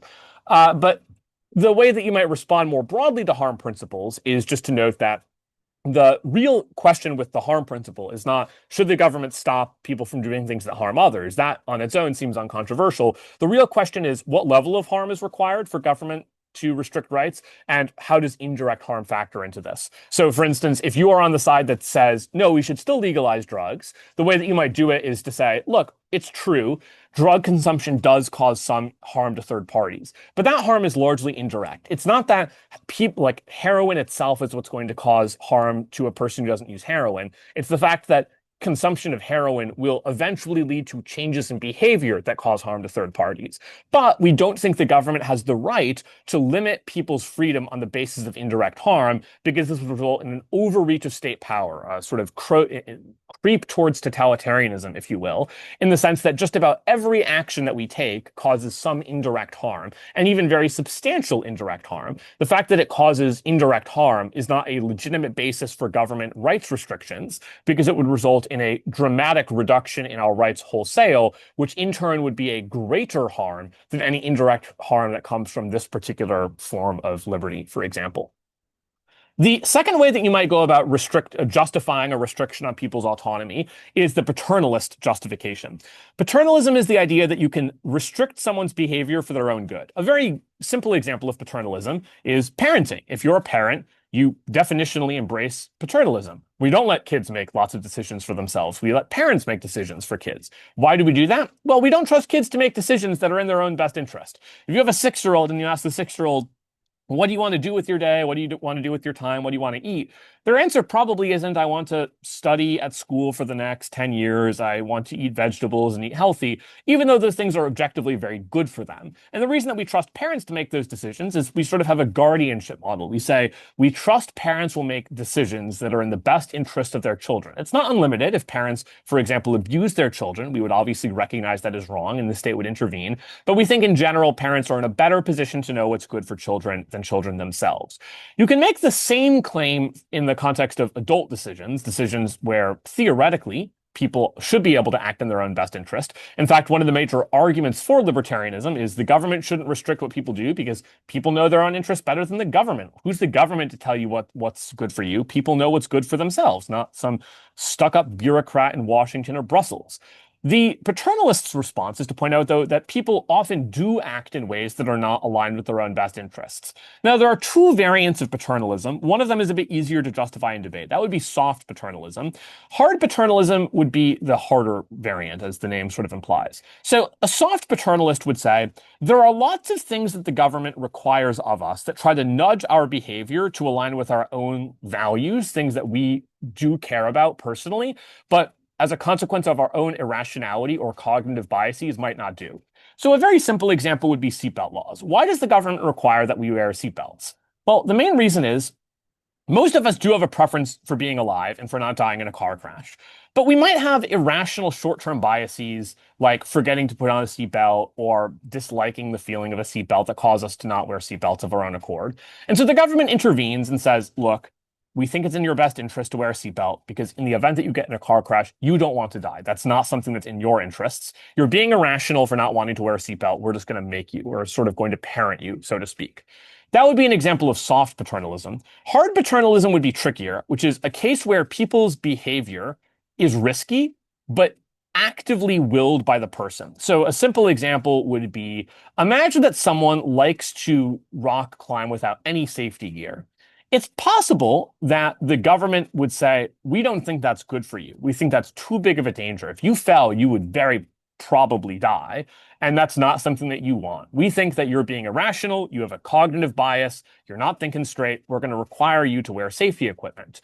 But there are some people who would say, no, I actively want to forego safety equipment. I'm not being temporarily irrational or having a cognitive bias. I just literally enjoy the thrill and excitement of rock climbing or mountain climbing without any safety equipment. That would be an example where the person's interest is expressly for risky or potentially, arguably, reckless behavior. And in that context, the paternalist justification is a bit harder because at least in the first case of soft paternalism, the argument you could make is not dissimilar to why we let parents make decisions for children, which is that when people are not in a position to make decisions that align with their own best interest. For example, when a kid grows up, kids would want to have a healthy body and would want to have a good education for the most part. But no one, for example, who's driving a car would want to die in a car accident. That's the logic behind soft paternalism. We protect you from your own irrational instincts. But hard paternalism is trickier, where someone else might say your decision is irrational, but you as the person would say, no, this is just my preference. And that's the case where paternalism becomes a bit of a harder sell. So just to conclude, the way that you would justify a paternalist's claim is to say, A, we're protecting people's future autonomy from their present irrational or cognitively impaired decisions. And this is not dissimilar from what we allow in many other cases, like parents making decisions on behalf of children who are either irrational or cognitively incapable of making their own best decisions. And B, you could try to sell a hard paternalist claim that the government knows people's higher order interests better than they do and understands that people's future autonomy should matter. And on that basis, the government can restrict people from doing things that will cause themselves pretty substantial harm. There are a couple of other ways that you might justify restrictions on autonomy. One is cases of severe power imbalance. A simple illustration would be minimum wage laws. You might not think about it, but minimum wage laws are a violation of libertarianism. They prohibit you from entering voluntarily into a contract with an employer in which you would be paid below a minimum wage. Why do we do that? Well, one of it might be a collective action problem, which is because there's a bargaining power asymmetry between corporations and employees. If we didn't have minimum wage laws, then you would theoretically have lots of employees bidding each other down, so to speak, to get lower and lower wages to get the job in a way that would be bad for all workers. That's more of an economic rationale than a philosophical rationale. A philosophical rationale might be, though, that there are cases in which we regulate behavior where the power imbalance between two consenting parties is particularly extreme. And so if an employer has all the bargaining power and all of the leverage, we might restrict the sort of contracts that you can enter into with that party to protect you from that power imbalance, for example, by establishing minimum wage laws. A second way that you might justify restrictions on autonomy would be claims from reciprocity. So, for instance, a common way you'll hear people justify the advocacy for conscription is to say people benefit an awful lot from the state, and they benefit an awful lot from the people around them. They benefit from the roads that the state has paved, from the schools that the state provides for, the hospitals that the state funds, and people benefit in all of these ways from what the government has done for them, well and above what they pay back in taxes. And as a consequence, you as a citizen owe something in return. The state has benefited you. It's time for you to kind of pay your fair share back to the society that made all of this possible. The main response you'll typically hear to the reciprocity claim is that people can't consent to what the state has done for them, or many people have already sort of compensated the state adequately in the form of taxation. The consent response would say something like, look, the state did all of these nice things for you. It's true. The state paved roads, they paid for schools and hospitals and all of that nice stuff. They ensured that you had clean air, mostly. They provide for public security. The government did all of these nice things, but you never had the option to reject this or to say no to this. You never had the ability to say, hey, do you agree that all of these things are going to be given to you, and in exchange, you're going to, for example, spend 2 years serving in the Singaporean military. I forget if it's 2 years. It's some amount of time, maybe 18 months. I forget. Anyways, that's not the point. The point is, you could make a consent claim that says people didn't have the ability to opt out, and as a consequence, it's unreasonable to expect people to reciprocate what the state has done for them, especially given that they might already partially reciprocate, for example, via the payment of taxes. One last way that you might respond to libertarianism is probably unlikely to win in debate, although it does appear every so often in real-world legislative debates, which is what's called legal moralism. The concept basically is, at first glance, will sound pretty grotesque, because in fairness, it can be used to justify some pretty awful restrictions, like on gay marriage or trans rights, for example, but in other contexts seems totally intuitive. The idea is that laws can reflect societal morals, and we can use government laws more or less as a way to legislate morality. Now, in some contexts, that seems self-evidently bad, particularly when it violates the rights of minorities.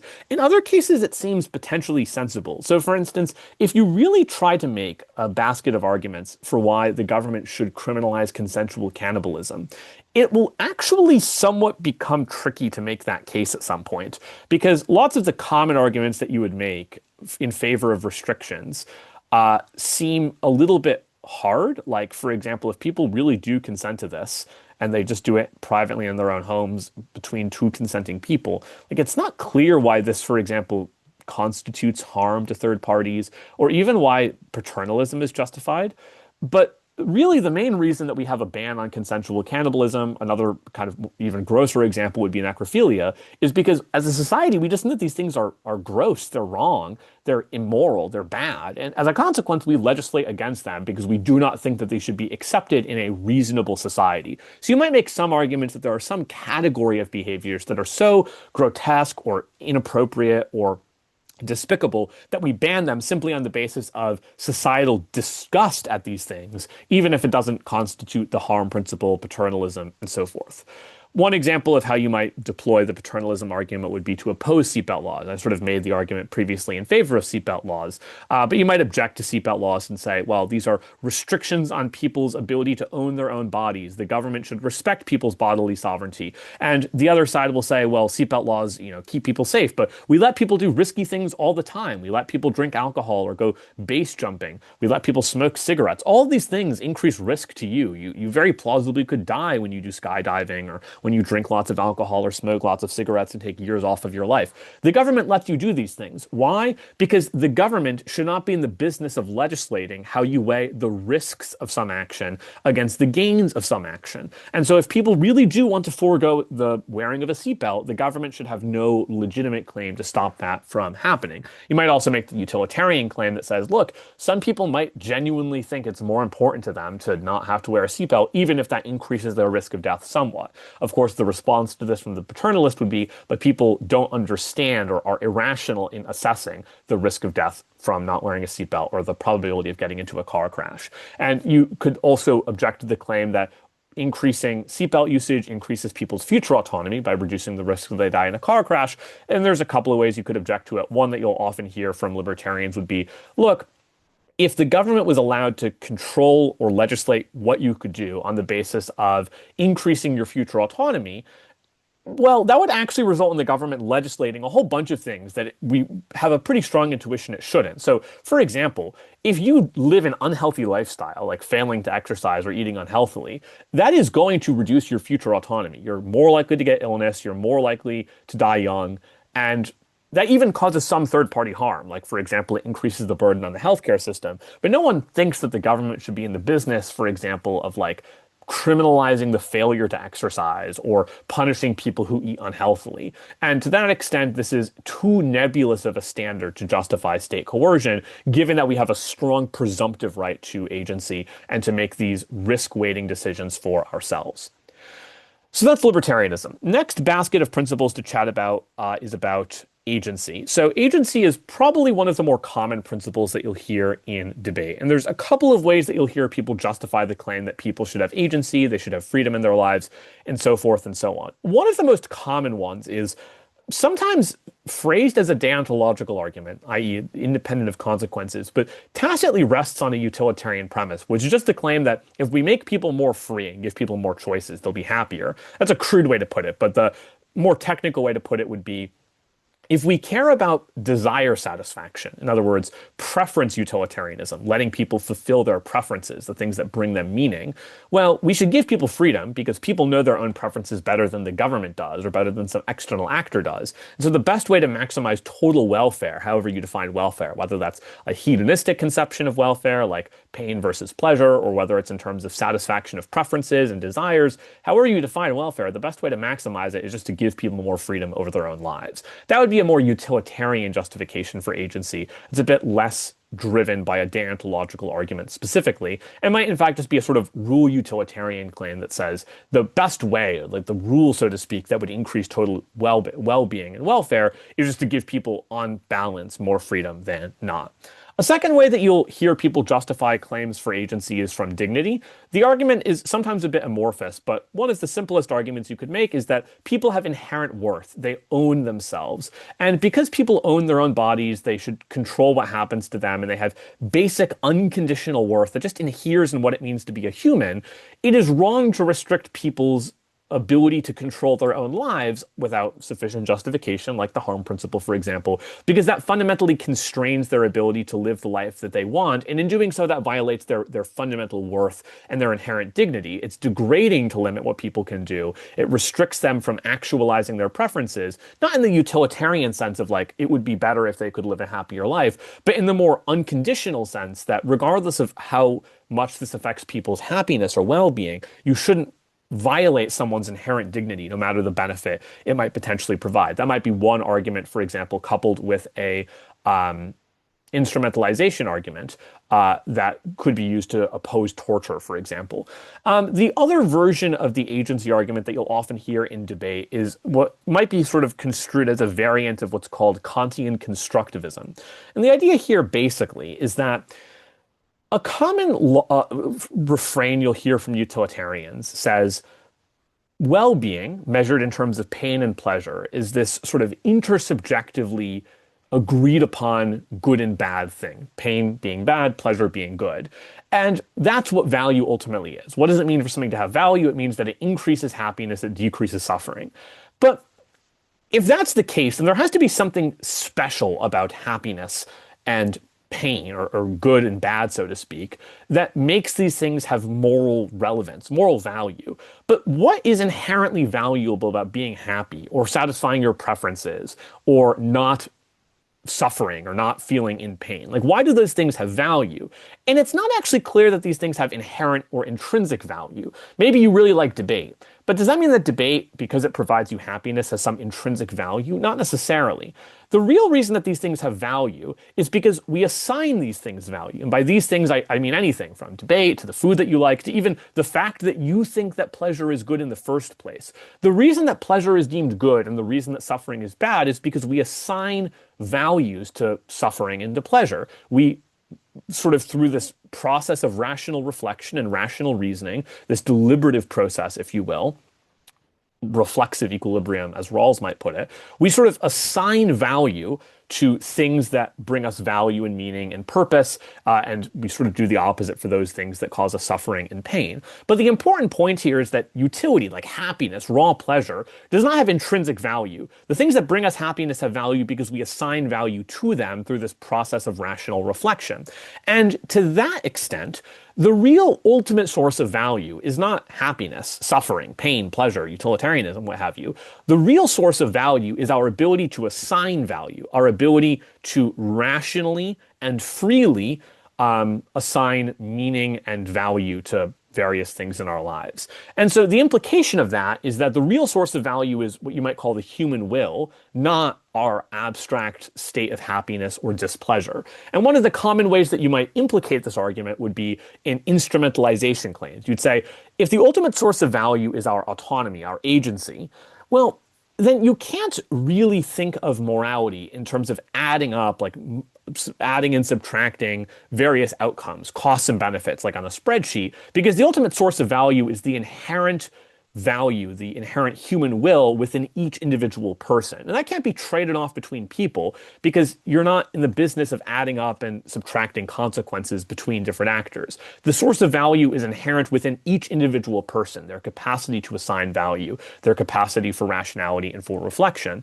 And so to that extent, it is wrong to use someone solely as a means to an end, because what you do in that process is you do not treat people as fundamentally unconditionally valuable beings. You don't treat them as people with inherent worth and dignity. You instead treat them solely as an instrument, as an object of sorts in pursuit of some other purpose. That might be the way, for example, you make the argument against torture. It's wrong to use the interrogated terrorist solely as a means to an end, to debase them, to divide their dignity, to treat them as if they did not have that intrinsic value within them, given their capacity for assigning value through the human will. So that might be one way that you approach a justification for autonomy that's less directly contingent on practical outcomes or making people happier. It's more of an argument that the human will is prior to utility, so to speak, in a very crude sense, in terms of like the value chain, not in the economic sense of value chain, but in the philosophical sense of where value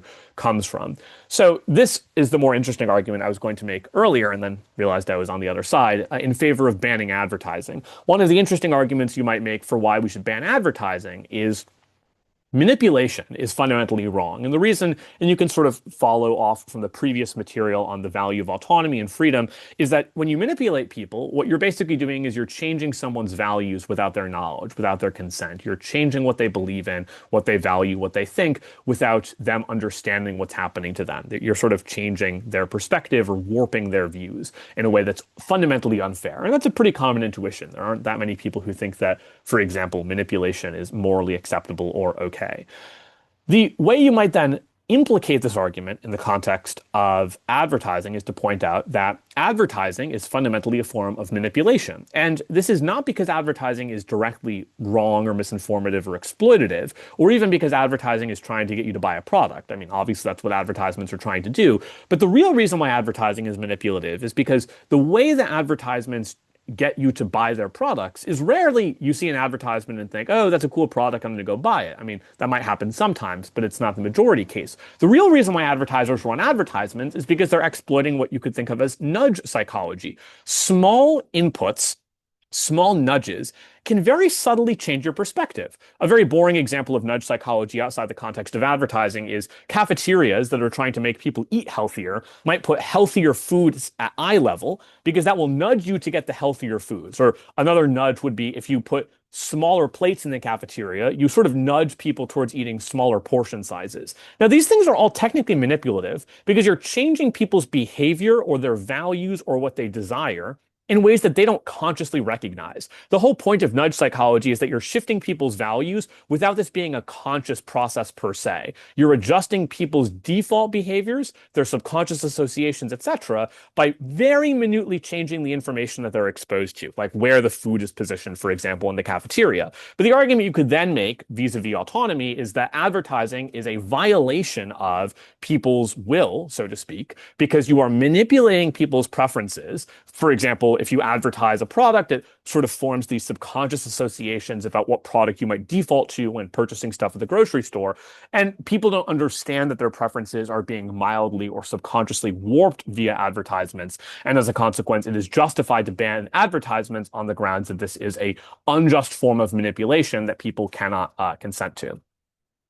Next basket of principles to talk about are principles about democracy. So the state power principle is probably the principle that has been most run to death within the last maybe 4 to 5 years of debating, and probably is on, at least I'm speaking here in the BP context, has probably been on a bit of a decline for some time. But the simplest version of what you might call the state power principle is an argument that basically says people are owed control over their governments. And the reason is very straightforwardly that people don't consent to the state in which they're born. That's due to the lottery of birth. It's pretty hard to move states. It's very prohibitive in terms of cost and social implications to do so. And it's not reasonable to expect people to leave a state just because they dislike what's happening in that state from a moral point of view. And because you can't consent to the state and it's unreasonable to expect people to leave, the state limits your freedom in a whole range of ways by collecting taxes and passing laws and so forth, but it limits your freedom without your consent. You never consented to the state having all of this power over you. And as a consequence, the state owes you something in return, some reparation in return, if you will, given that the state coerces you and limits your freedom without you agreeing to that. And the most appropriate form of reparation isn't money, isn't investment, isn't security, it's direct control over how the state employs its monopoly on force. In other words, the most effective form of recompense is for the government to say, hey, we have been limiting your freedom and coercing your decisions. So the most appropriate thing for us to do is to let you, the people, shape what we are using our power for. And that's why people have a right to vote. There is, by the way, a second common way that you might hear people defend the right to democracy in conjunction with the state power principle, which is most people recognize that democracy is not absolute. There are plenty of issues where we don't want democracy involved. Courts would be an obvious example. We actually don't want courts to be making decisions on a purely democratic basis. I'll talk more about that later. But there are also a range of issues where we sort of voluntarily think that politicians are poorly equipped to make decisions for us. For example, there are lots of cases in central banking, for example, or very technical matters of economics, where we probably don't want, say, central bank heads to be democratically elected. And the reason why is sort of twofold. I'll talk about one in a second, but the other one I'll discuss here is that there are some cases where democracy is more relevant, which are cases where trade-offs involved in the policymaking process are morally subjective. And there are other cases where the trade-offs involved either are lesser in scale or much more objective. And in that context, democracy is probably less of an obligation. That was a little bit abstract and wordy, so I'll clarify what I mean. There are many cases in the policymaking process where there is a sort of right outcome. In other words, if you give all the data and you give all the information to the experts, they can come up with a decision that is roughly Pareto optimal. It more or less makes lots of people better off and doesn't make very many people, if any people, worse off. But there are many decisions that are made by governments that are fundamentally subjective. For example, deregulation of the economy might be good for growth. It might make the economy grow faster. It will also make the economy more unequal. What's more important, economic growth or economic inequality? Economists can't tell you that. In fact, no technocrat can tell you that because this is fundamentally a moral debate about what you value more. Do you value growth? Do you value inequality? Which of those two concern you more? Another simple example would be freedom and security. You could adopt a model akin to what Singapore does, for example, where you have a fairly well-established security system with fairly tough punishments for even relatively small crimes, at least in comparison to many other countries and their criminal justice systems. Now, some people would object to that and say, that's not fair. That seems like disproportionate punishment, say. But at the same time, there's an upside to that system, which is it makes society safer. It reduces crime. Now, you might be limiting people's freedom in order to increase their security. Which of those two things matter more? A judge can't tell you that. A legal scholar can't tell you that. It's fundamentally a subjective debate. What do you care more about? Having freedom or being secure? There's no right answer. There's no wrong answer. It's just a subjective debate. When you can't have objective policy answers, you probably should defer to democracy because democracy is capable of aggregating the views of the people whose consent is required for the state's legitimacy. And so in the context of something, for example, like health policy, say something like abortion, there might be a claim that says, look, we should have some level of democratic debate over whether or not we permit abortion, because there might be a major subjective disagreement over the ethics of abortion. You might come down on one side, other people might come down on the other. There might be major disagreements over things like tax policy. Do we want very high taxes that fund a very vast welfare state? Do we want low taxes that might increase inequality? These are debates that you might feel very strongly about, and many people feel very strongly about, but they ultimately do involve some subjective degree of trade-off. And there's no objectively right answer to these sorts of questions. And in those contexts, democracy is most suitable. That being said, there are a range of reasons why democracy is not everything that it's hyped up to be. And there's a couple of common ways that you might respond to democracy principles. One of them that I haven't listed here is the most boring, which is just that democracy on paper is very different than democracy in practice. There might be lots of cases where we theoretically think democracy is great, but the actual policymaking process and the democratic log rolling system actually results in very distorted outcomes as a consequence of lobbying or political short-termism or authoritarian shifts in some democracies, election rigging, whatever it happens to be. There's lots of practical reasons to think that democracy, just as a practical system, is often ineffective at representing people's beliefs in a particularly salient manner. But there are also principal ways that you might respond to the case for democracy. One of the first responses that you might just give is to point out that outcomes matter too. In other words, the principle in favor of democracy is largely outcome agnostic. If you're making the case for democracy as a principle, the argument you're basically making is that democracy is owed as a process. We should be entitled to have input over the government in selecting who is in power. But this is not really an argument about what policies end up being passed per se. It's really an argument about how we elect the people who make policies. But the outcome of the policymaking process also has moral significance. And the reason why is that the outcome of government policy can also be coercive. And there are issues independent of government policy that can also be coercive. So, for example, imagine you're in a debate where one side is the pro-democracy side, and the other side says, if you don't take the democratic path, you're going to better reduce poverty. One way that you might respond to the pro-democracy case there is to say, we agree that the state coerces you, and therefore, the state should give you some compensation in the form of voting power, but poverty is also hella coercive. It also wildly restricts your choices, limits your freedoms. Heck, you're more likely to die earlier as a consequence of poverty. And so to that extent, yeah, democracy is important. But the reason that they say democracy is important is because it's reparation for coercion, the state coercing you, that is. But we think that poverty is a much more significant form of coercion. So we're happy for the state to coerce you without your consent, if it means that we can better reduce the effects of poverty and therefore lessen the total level of coercion that people face. A second way that you might respond at a principled level is just to challenge the claim that states are agency restrictive. Now, obviously, states do limit your autonomy. They pass laws, they collect taxes, and so forth. But there's a fairly intuitive claim that actually states, on the whole, increase the total amount of liberty you have, even prior to you going to the ballot box.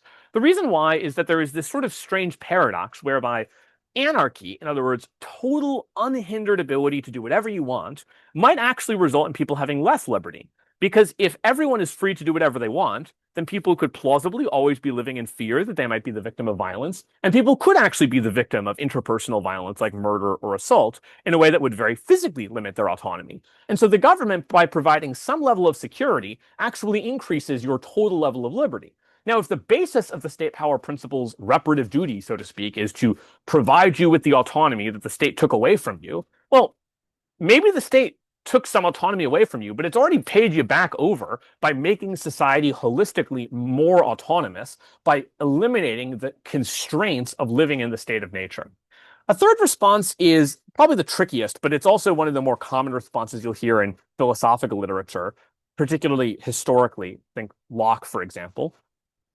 People do consent to the state. And there's two ways that you might make this argument. Now, obviously, people don't consent explicitly.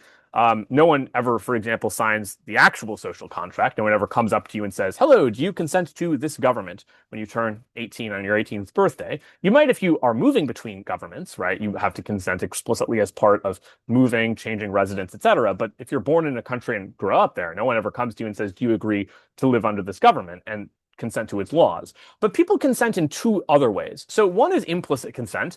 For example, people could just leave. They could move to what are functionally anarchic places where no one lives. The other way that people implicitly consent is if people really hated the state, they could just vote for a bunch of anarchists. But the last time I checked, most anarchist parties aren't doing too hot. The way that people might respond to that is to say, in a debate round at least, well, no one votes for an anarchist party because they know no one else is going to vote for an anarchist party. But ironically, that just concedes the problem with democracy, which is that at the individual level, democracy means nothing. Your individual vote will never change the outcome of an election. And so to that extent, the state power principle and this democracy reparation argument really is not that compelling in terms of the actual level of input that you end up having over the government. The hypothetical consent claim is the claim that you'll hear from figures like Locke, for example. The argument here is there are cases where we can limit people's freedom, even when they don't consent to it, as long as they would have hypothetically consented to it under the appropriate circumstances. So here's a simple example. Suppose one day you are driving and you get in a really bad car accident and you're unconscious and you're losing blood pretty fast, and they take you to the hospital and the doctor looks at you and says, gosh, there's only one way to save your life. We have to amputate your left arm. If we don't amputate, you are going to die. And if we amputate, you're going to be fine. You're going to make a full recovery minus your left arm. Should the doctor do it? Well, one way to look at this says absolutely not. You did not consent. I mean, you're unconscious after all, to the doctor cutting off your left arm. That is a major form of coercion. There is no consent that was given to that. But most people don't have that intuition. Most people think, look, sure, you didn't consent to having your arm cut off, but hypothetically, if you were conscious, if the doctor told you, hey, your choice is lose your left arm or lose your life, well, under the appropriate circumstances, in other words, if you were conscious and could consent, yeah, you absolutely would consent, or most reasonable people would consent. So the hypothetical consent argument says when you're unable to explicitly give consent, for example, because you can't conceptualize the counterfactual, for example, people who grow up under a state can't conceptualize really what the state of nature looks like because they've never lived in anarchy. The relevant question is not, do people actually consent to the state? The relevant question is, would sensible, reasonable people consent to live under the confines of a coercive state apparatus rather than live in the state of nature? And if you believe, as many people, certainly not all people though, do, that the state of nature is violent, brutish, nasty, short, Hobbes, you get the gist, well, people would hypothetically give their consent to live under the government, even if they never explicitly give their consent. A couple of other brief ways that you might respond to, just to be clear on like the implication of this. If people have consented to the government, then all of the arguments about, well, the government has stolen all of this stuff from you, taken all of this autonomy from you without your consent, that's a bit null and void if you have, as a matter of fact, consented to the state's authority. A couple of other responses. One response is just the state already fulfills this reparative principle. It gives you public goods, security, national defense, healthcare, education. Even if you don't use all of these goods, the people around you do, and that holistically makes society wealthier, safer, et cetera. And so the state has already benefited you in a wide array of ways. Another response is that I referenced this earlier in the context of outcomes, but lots of voters really care most of all about outcomes. They care about living in a prosperous and safe society more than anything else. And there are many cases where introducing democratic processes will make outcomes less desirable. For example, if you put central banks in the hands of elected politicians, there would be an incentive to weaponize monetary policy for short-term political gain in a way that in the long run would make everyone worse off. So counterintuitively, by eliminating democracy, you can often achieve more democratic outcomes. For example, most people in society want to live in a high employment, low inflation economy. But the best way to achieve that is by not having democratic input into the central banking process. So you can argue that you better fulfill people's end preferences, their democratic desires, what they aim to achieve via the democratic process, by eliminating democracy in at least some cases. Lastly, there are lots of cases in which we do restrict democracy, and we are completely okay with this because we recognize that democracy is not an absolute right. For example, we impose constitutional restrictions on what governments can do because we recognize that the tyranny of the majority is a very real concern. So we impose constraints on state power. We also recognize minority rights as being important. For example, the fact that 60% of people in a society vote for genocide does not mean that genocide is suddenly acceptable under a democratic system. We impose constraints on state behavior to recognize that absolute majority outcomes are not necessarily just, and therefore we can constrain state behavior in order to protect the interests of vulnerable groups, in particular groups that have been more coerced by the state in the past. And the last thing to point out here vis-a-vis common restrictions is very few people actually believe in absolute democracy. Most people believe in some indirect form of democracy like republicanism, where we vote for representatives who then represent our interests in legislative bodies. But we very rarely vote directly on bills, and we only hold referenda only so often, which is further evidence that we recognize that there is a trade-off between the efficiency of governance and the democratic nature of governance. And so to that extent, democracy is not absolute.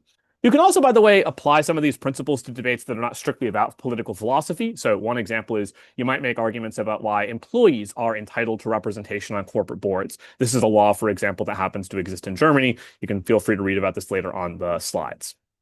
Next, let's talk about criminal justice. So it's worth pointing out at the start that debates about criminal justice almost always involve at least some degree of philosophical argumentation, in the sense that most criminal justice debates will not be purely utilitarian debates, whereby teams are just talking about the costs and benefits of some policy. There's very oftentimes a principled dimension to these debates. This reflects a pretty fundamental fact, which is that the court system is not entirely act utilitarian. In other words, when courts are looking at cases and decisions, courts aren't asking themselves the question, what would in this particular case make society overall better off? There's a couple of intuitive illustrations for this. Probably the simplest is if we really wanted a utilitarian justice system, we would not require prosecutors to prove guilt beyond a reasonable doubt. We would instead just say, on a balance of probabilities, is this guy guilty? Why would that be a utilitarian move? Well, imagine that you've got someone in the criminal justice system who you're 60% sure is guilty. 60% sure that this person has committed a crime, potentially a really bad one like murder or assault. On a utilitarian basis, we probably should imprison that person. Why? Well, because there's a reasonable risk that they've broken the law, and if we let them go, they're going to break the law again and cause harm to even more people. So on a strictly utilitarian basis, at least in that specific case, it would make sense for us to say, look, this guy's got to go to prison. Maybe there's some doubt. Maybe we're not completely sure that person's guilty, but on a balance of probabilities, more likely than not, they're guilty. Another example of this would be, suppose the police have obtained incriminating evidence that says this person is completely guilty, no doubt about it, we're 100% convinced of this. The problem is the way that they got the evidence was illegal. Maybe they didn't have a search warrant, for example. Now, we theoretically could accept this evidence. We could say, yeah, you're allowed to permit the use of this evidence in court.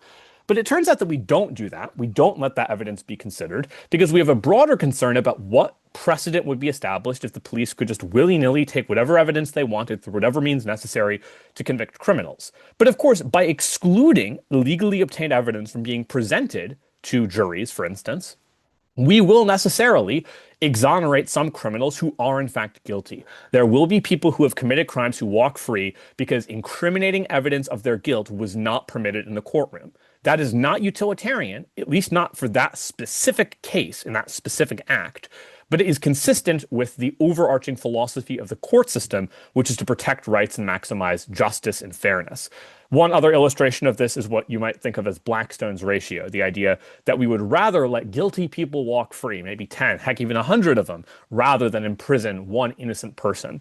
And what this all sort of represents is a pretty deeply held belief in the criminal justice system that it is much worse to err, in other words, to cause a mistake, by convicting an innocent person than to wrongfully acquit a guilty person. So in other words, there are two ways the criminal justice system can be wrong. One, it can be wrong in the sense that it imprisons someone who is innocent. Two, it doesn't imprison someone who is guilty. But most people believe that it is much worse to convict and to incarcerate someone who is innocent as opposed to someone who actually did the crime but happens to get off the hook. There's lots of reasons for that. One of them, for example, is just most people sort of believe that the moral costs of wrongful imprisonment are worse than the moral costs of wrongful acquittal. So, for example, when an innocent person goes to prison, we typically think of that as a fundamental rights violation, but we think of someone who's committed a crime as liable for punishment. But if they are acquitted, it's not like they were obligated to go to prison in the same way that we are, or with the same level of intensity as we are obligated to not incarcerate innocent people. So these are all illustrations of a broader point, which is that because the criminal justice system is not solely utilitarian, criminal justice debates will often involve arguments about morality. There's a couple of ways in which this shows up. One is debates that involve questions of how the justice system should balance between different priorities. Typically, there are 4 to maybe 5 sets of principles / arguments you might think about. To be clear, when I say principles, I'm using the word principle a bit differently than in the past. When I say principle, what I really mean is priorities or aims or goals of the justice system. One would be retribution. We should punish criminals for their wrongs. Now, some people find retribution unintuitive. Some people find it very intuitive. So some people, for example, just think it doesn't seem obviously necessary to punish someone just for sake of punishment. Other people find it very obvious, like you've done something bad, you should be punished. One intuition that might clarify where you stand on this is imagine that you built a justice system or a prison system where criminals who were found guilty would spend the rest of their lives on some kind of nice island, living the life and kind of chilling. But all of society would be under the illusion, like there would be like these staged photographs and whatnot. Society would be under the illusion that these people were in prison, rotting away, suffering. Would you find this to be an unjust system? So in other words, imagine that everyone believes that retribution has been done. Imagine that you have all of the deterrence effects of putting people in prison because everyone thinks that these people are rotting behind prison bars and no one is aware that this is the actual system. And suppose that these people are put on this is only for people with life sentences, so rehabilitation is not much of a factor.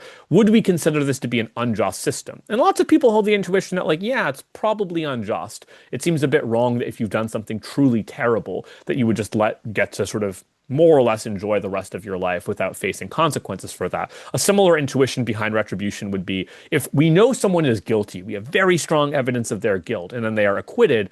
Lots of people do feel like that is a violation of justice. It's not as bad as putting an innocent person behind bars, but most people would be upset, for example, if someone that they truly felt was guilty was allowed to walk free. Second principle is rehabilitation. This is a bit more practical. The aim is to reduce the risk of recidivism, i.e. the probability that a criminal offends again in the future. That might focus, for example, on cognitive behavioral therapy or drug addiction treatment to try to reduce the odds that the underlying causes of someone's first crime remain a problem into the future. Third would be deterrence. You try to discourage people from committing crime again. Notably, there are 2 broad ways that you can discourage / deter crime. One is you can make punishments harsher. The other is that you can increase the perceived probability of capture. That second option is typically more effective at deterrence, i.e. typically the more effective way to deter people is to change would-be criminals' perceived likelihood that they'll be caught, as opposed to how much they'll end up suffering in prison / how long their sentence will be. Fourth, and often not argued nearly enough, is incapacitation. The concept of incapacitation is the court system puts dangerous people in prison to keep them off the streets to prevent them from committing further crimes. That would be an example of a more utilitarian claim. It's distinct from retribution because retribution would be more of a moral claim that says these people deserve punishment for punishment's sake, even if, for example, they pose no ongoing threat to society, even if we can convince people through show trials or what have you that deterrence is intact and that rehabilitation isn't a concern. Incapacitation would say these individuals might pose a threat to society, that's why we put them behind bars. Lastly, there might be some arguments you could make about why victims matter in the justice system. Of course, it's worth remembering that victims, although they do matter in the justice system, particularly in the civil litigation system where they can directly sue for damages, we don't let victims do things like control the sentence that an offender gets, for example. We might let victims testify or give impact statements to the court, but victims' role in the criminal justice system is very much there, but not determinative of the outcomes.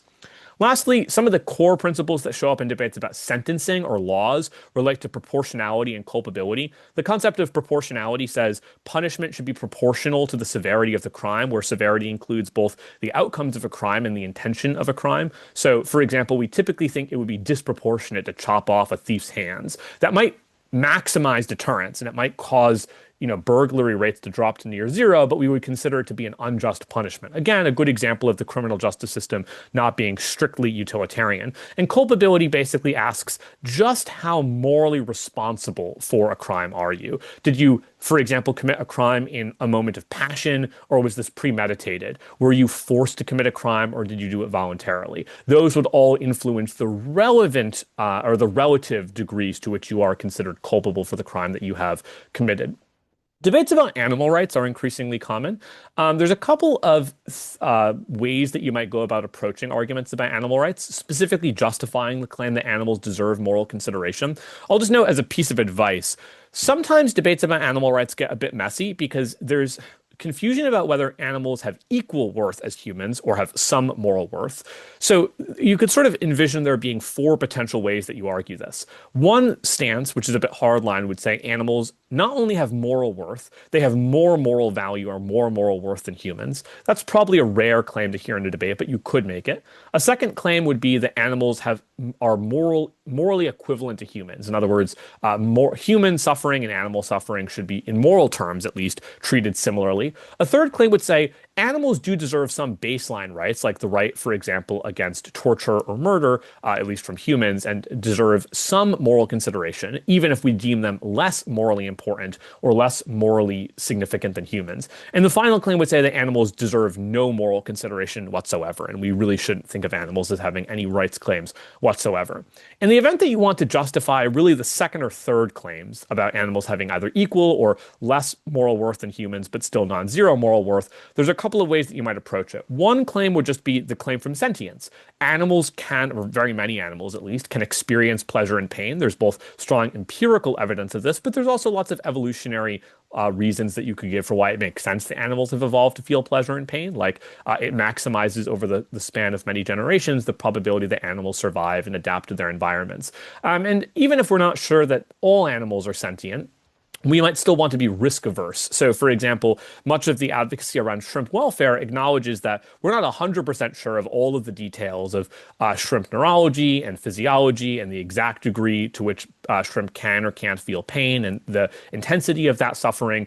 But even if there's only a 30 to 40% chance that animals can suffer, if it turns out that the animals can feel pleasure and pain, and we are inflicting huge amounts of grotesque torture on animals, then that would be a catastrophic utilitarian nightmare, a catastrophic rights violation for that matter. And so we should be risk averse and hedging against that possibility. A second way that you might approach defending animal rights relating to the claim from sentience is Peter Singer's argument for marginal cases. This is probably, in my view, the easiest way to make the argument for animal rights. The claim basically is, if you want to argue against animal ethics or against animal rights, what you're basically saying implicitly is that there is some characteristic of humans that is not present in animals, which explains why humans deserve moral consideration, but animals don't.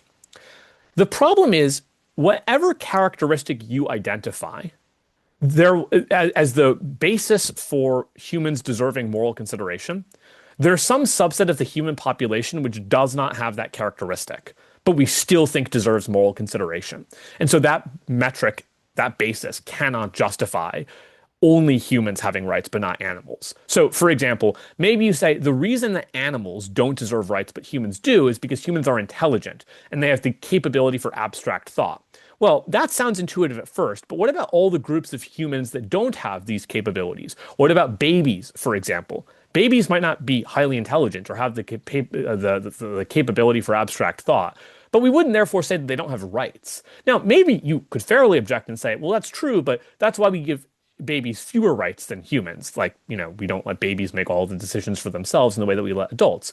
But that's not to say there's still a distinction between saying that babies have some moral worth versus no moral worth. And analogously, we could therefore say that animals still have some moral worth, not no moral worth. Maybe you say, well, the reason why animals deserve no rights, but humans do, is because humans have the ability to fulfill moral obligations or to reciprocate moral obligations or to kind of take ownership of their rights in a way that animals don't. But again, the same problem applies, this argument for marginal cases, where maybe here are the marginal cases. What about people in comas? We wouldn't think it's okay to torture or murder someone in a coma, i.e., they still have basic rights, even though they're not able to reciprocate or to fulfill moral obligations. So the argument for marginal cases basically demonstrates that you can go through all of these possible conditions that would mean humans have rights, but animals don't.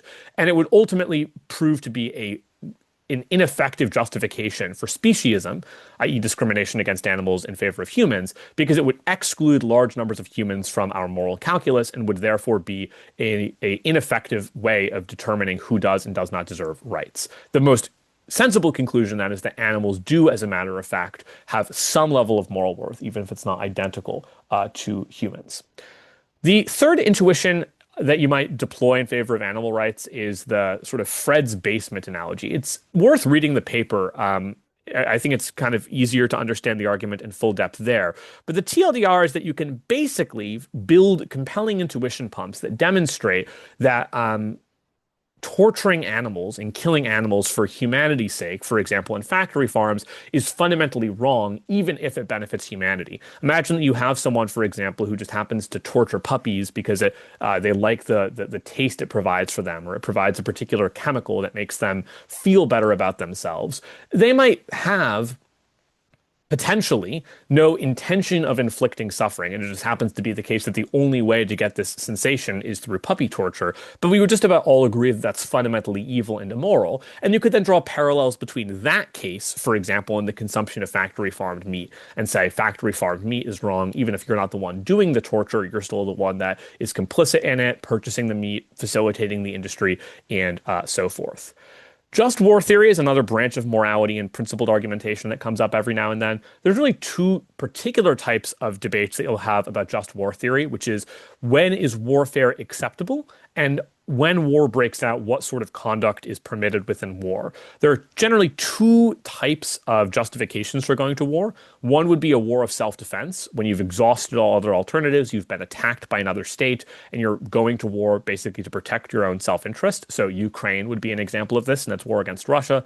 And the second justification for going to war would be what's called R2P, or the responsibility to protect. This would be the case where there are ongoing major human rights abuses, often genocide, and the state in power has theoretically sovereign control over its territory, but it has violated its obligation towards its people by committing or allowing to happen huge war crimes and war atrocities. And in that context, violation of sovereignty is justified in order to protect innocent civilians from crimes against humanity.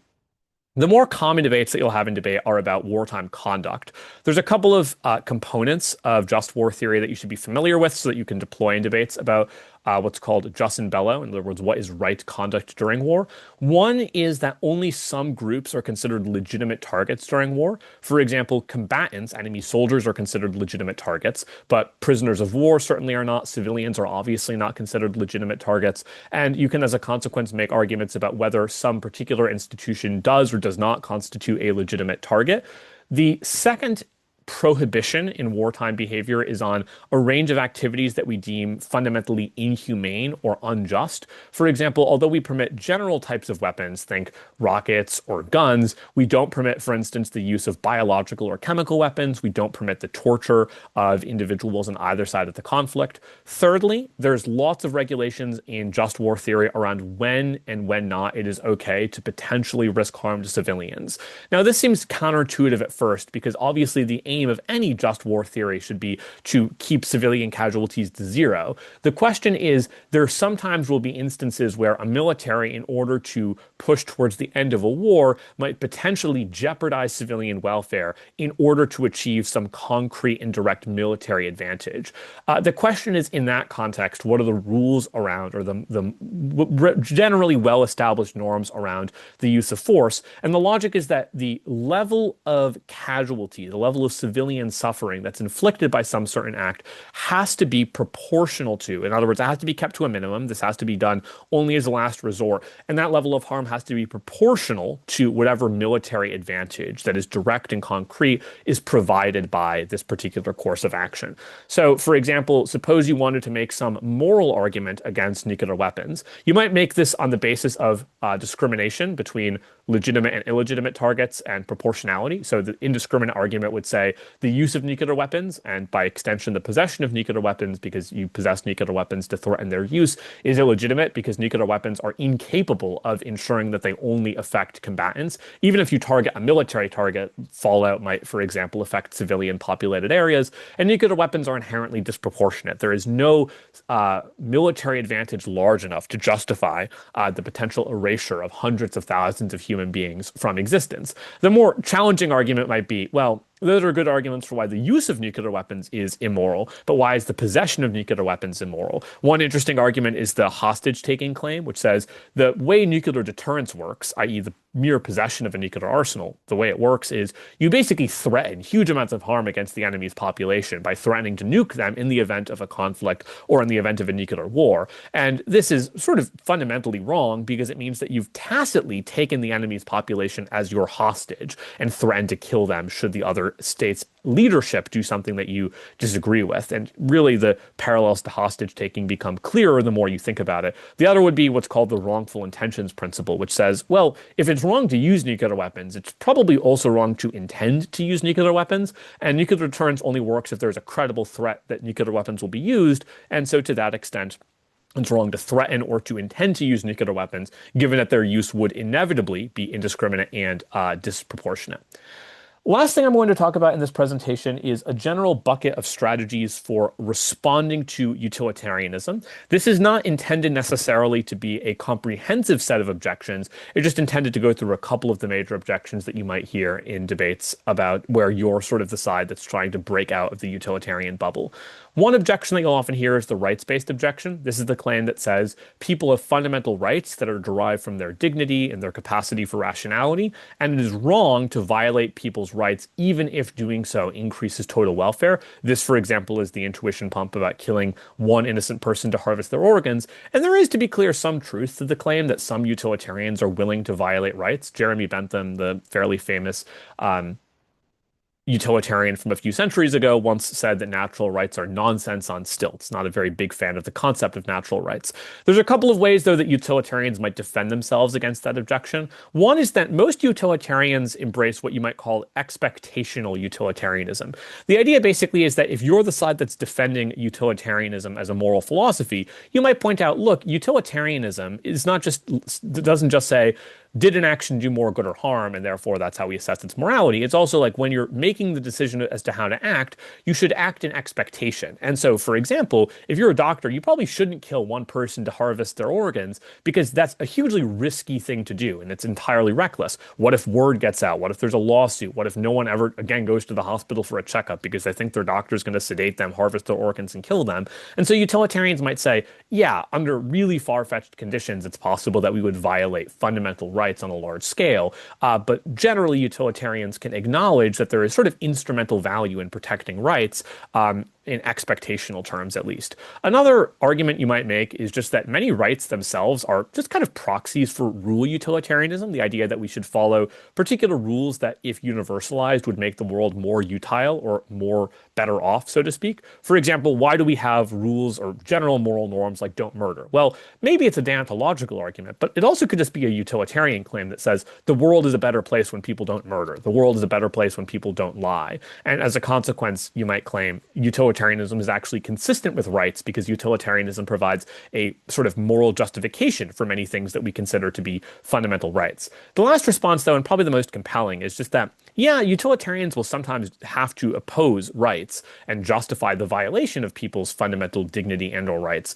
But very few rights truly are trump cards and are absolute side constraints. The famous illustration of this from Kant would be, maybe you as a deontologist think that it is immoral to lie, for example, but most people think that there are cases under which lying is acceptable. For example, if the Nazis knocking at your door asking if you're hiding Jews, most people think it would be okay to lie in that context. The point here is that very few rights or obligations are absolute, and large enough utilitarian benefits are typically deemed acceptable in order to justify some rights trade-off. So the question is not, does utilitarianism trample rights? The real question is, what scale of utilitarian benefit is required to justify the trampling of rights? Another objection is what you might call the Kantian objection. There's a couple of ways that you could theoretically deploy Kantian logic to attack utilitarianism, but one of them is just the instrumentalization claim, which is that given that people have intrinsic and unconditional value owing to their inherent rationality and humanity, it's wrong to use someone only as a means to an end. One way this argument is often misunderstood is to say that it is wrong to use people as a means to an end. That's not true. The specific argument is that it's wrong to only consider someone a means to an end. For example, we use people as a means to an end pretty much all the time. Like even in debate, for example, like you technically, as a debater, are in some sense using your judge as a means to an end. You're sort of using the judge to give you a ranking as a means to your debate improvement, your end, or as a means to the end of winning the debate tournament. Like if you go to a restaurant, right? The only reason the waiter is working at the restaurant is to make money and to get a wage or to get a tip. And in that sense, they're using the customer, so to speak, as a means to an end, like a paycheck, or the customer is using the waiter as a means to an end to bring the food to their table. Same thing with professors and students, just in the context of academia. So we use people as a means to an end all the time. The Kantian argument re-instrumentalization is that it's wrong to only use someone as a means to an end. And that's the specific argument you could make against utilitarianism, which is utilitarianism debases people's dignity because it treats some people as instruments, as pawns in a chess game, so to speak, of maximizing total welfare. Utilitarians would be happy to kill or to violate the rights of some individuals and to treat them as useless pawns in a sort of utility maximization bid, if doing so improved total welfare. The main response that I think is most compelling to this, though probably lots of other people will have differing views on the strength of this response, is just that utilitarianism doesn't view people solely as a means to an end. In fact, one of the core attributes of utilitarianism as a moral philosophy is its impartiality, the concept that utilitarianism treats all people as having equal moral worth. One of the main issues with lots of the intuition pumps that are deployed against utilitarianism is that they're worded from the perspective of the person that you want to, that the intuition pumper wants you to be sympathetic to, like the one patient whose organs are going to be harvested. But all 6 people, for example, in that thought experiment about organ harvesting do have intrinsic worth. And so what utilitarians would say is that utilitarianism isn't using people solely as a means to an end. In fact, utilitarianism treats all individuals as having equal intrinsic worth. And to that extent, the instrumentalization critique might lose some of its force. There are, of course, many, many other responses to the Kantian objection. That just happens to be one, but it's one that you might potentially be able to use in a debate. The separateness of persons objection is a little bit tricky. The argument basically goes, utilitarianism is a bit odd because it's unclear / metaphysically confusing how you can aggregate pain and pleasure or desire, satisfaction, what have you, across many different people. In other words, how do you compare my happiness over one thing to your sadness about a different thing? How do you weigh these things up? There's no clear way to quantify or to numerify these values and then compare them across people because people are distinct moral agents with distinct values and belief sets. and interests. And so to that extent, it can become a little bit tricky to figure out how you're supposed to aggregate value and benefits and harms across different people. And there's lots of famous criticisms of utilitarianism along this line. That being said, one of the problems with this argument as it's deployed in debate is that when this argument is run, it's often not explained what the implication of the argument is. Like, why does it matter that the separateness of persons is ignored by utilitarianism? One might be an instrumentalization claim. This is kind of how Peter Singer deploys the argument, which is just to say that utilitarianism treats individual people not as valuable objects unto themselves, but rather as receptacles of utility. And if utilitarians are trying to maximize utility, then people don't have value. Their utility has value. And so to that extent, you violate people's inherent dignity, their inherent humanity, by treating people not as valuable unto themselves, but people as receptacles or kind of vehicles of utility that can be maximized over the course of time. Another might just be a metaphysical implication, which is it is more or less impossible to do this value aggregation across people, which sort of creates a barrier to utilitarianism as a coherent metaphysical theory. That being said, probably the easiest way to respond to this argument is just to point out that many variants of consequentialism are relatively immune to this. This argument might apply pretty severely to act consequentialism, but there are plenty of versions of rule utilitarianism, for example, or modifications of rule utilitarianism that don't require you to assess like the individual benefit to one person being weighed up against the harm to another in every individual circumstance. So at best, this might be a criticism of act utilitarianism, but there are many ways that utilitarianism and consequentialists might try to evade this. And the other claim that you might make that's a little bit like less philosophically and like philosophically rigorous, but kind of intuitive, is like we kind of intuitively can weigh some benefits and harms up against each other. In other words, it probably is fair to say that 2 people dying is better than 5 people dying, even if you can't quantify or specifically aggregate the level of benefit or harm to one person compared to another. And so you can make reasonably well-educated and reasonably well-informed approximations of the level of suffering and benefit that's provided by particular actions. So even though personhood is separate, it doesn't mean that you can't make reasonable approximations of how, for example, one action might increase or decrease total well-being and utility. Another argument you'll hear is the special obligations objection. This is the claim that says utilitarianism is agent neutral, which basically means that utilitarianism is agnostic to the relationships that you, the person making a decision, have to those around you. For example, suppose you are rushing into a burning building and you have children in the building. Utilitarians would, at least in theory, on paper, potentially be agnostic as to whether the children that you save are your children or not. And there might be some really tricky cases where utilitarians would imply that your obligations to total strangers are greater than your obligations to close friends if the value you can provide to the strangers is much greater than that which you can provide to your family and friends. And that seems unintuitive, given that we do have special obligations, for example, to our friends, to our family, to people to whom we've contracted with. And so utilitarianism is unintuitive in cases where it is agnostic to or neutral on matters of relationships. Special relationships and special obligations, that is. One way that you might respond to this, though, is just to point out that utilitarianism is probably consistent with many special obligations being honored. For example, there are lots of utilitarian reasons why society is better off when parents care deeply for their children, even more so than the level of care they show to total strangers. And there's also another claim that says, look, even if you really endorsed this partialist theory that says we should be partial to or particularly favorable to people to whom we have special obligations, this might actually backfire in the long run and actually make everyone worse off, including those that we care most about. Derek Parfit has this interesting thought experiment called the parent's dilemma that you can read a bit more about. It's basically the prisoner's dilemma, but applied to parents that are tasked with whether they benefit their children or put the other parent in a position to better their child. And it's an interesting illustration of why potentially a perspective of complete neutrality might actually make everyone better off, including those to whom you have special obligations. The unpredictability objection is one that you see quite a lot in APTA and maybe a bit less in BP.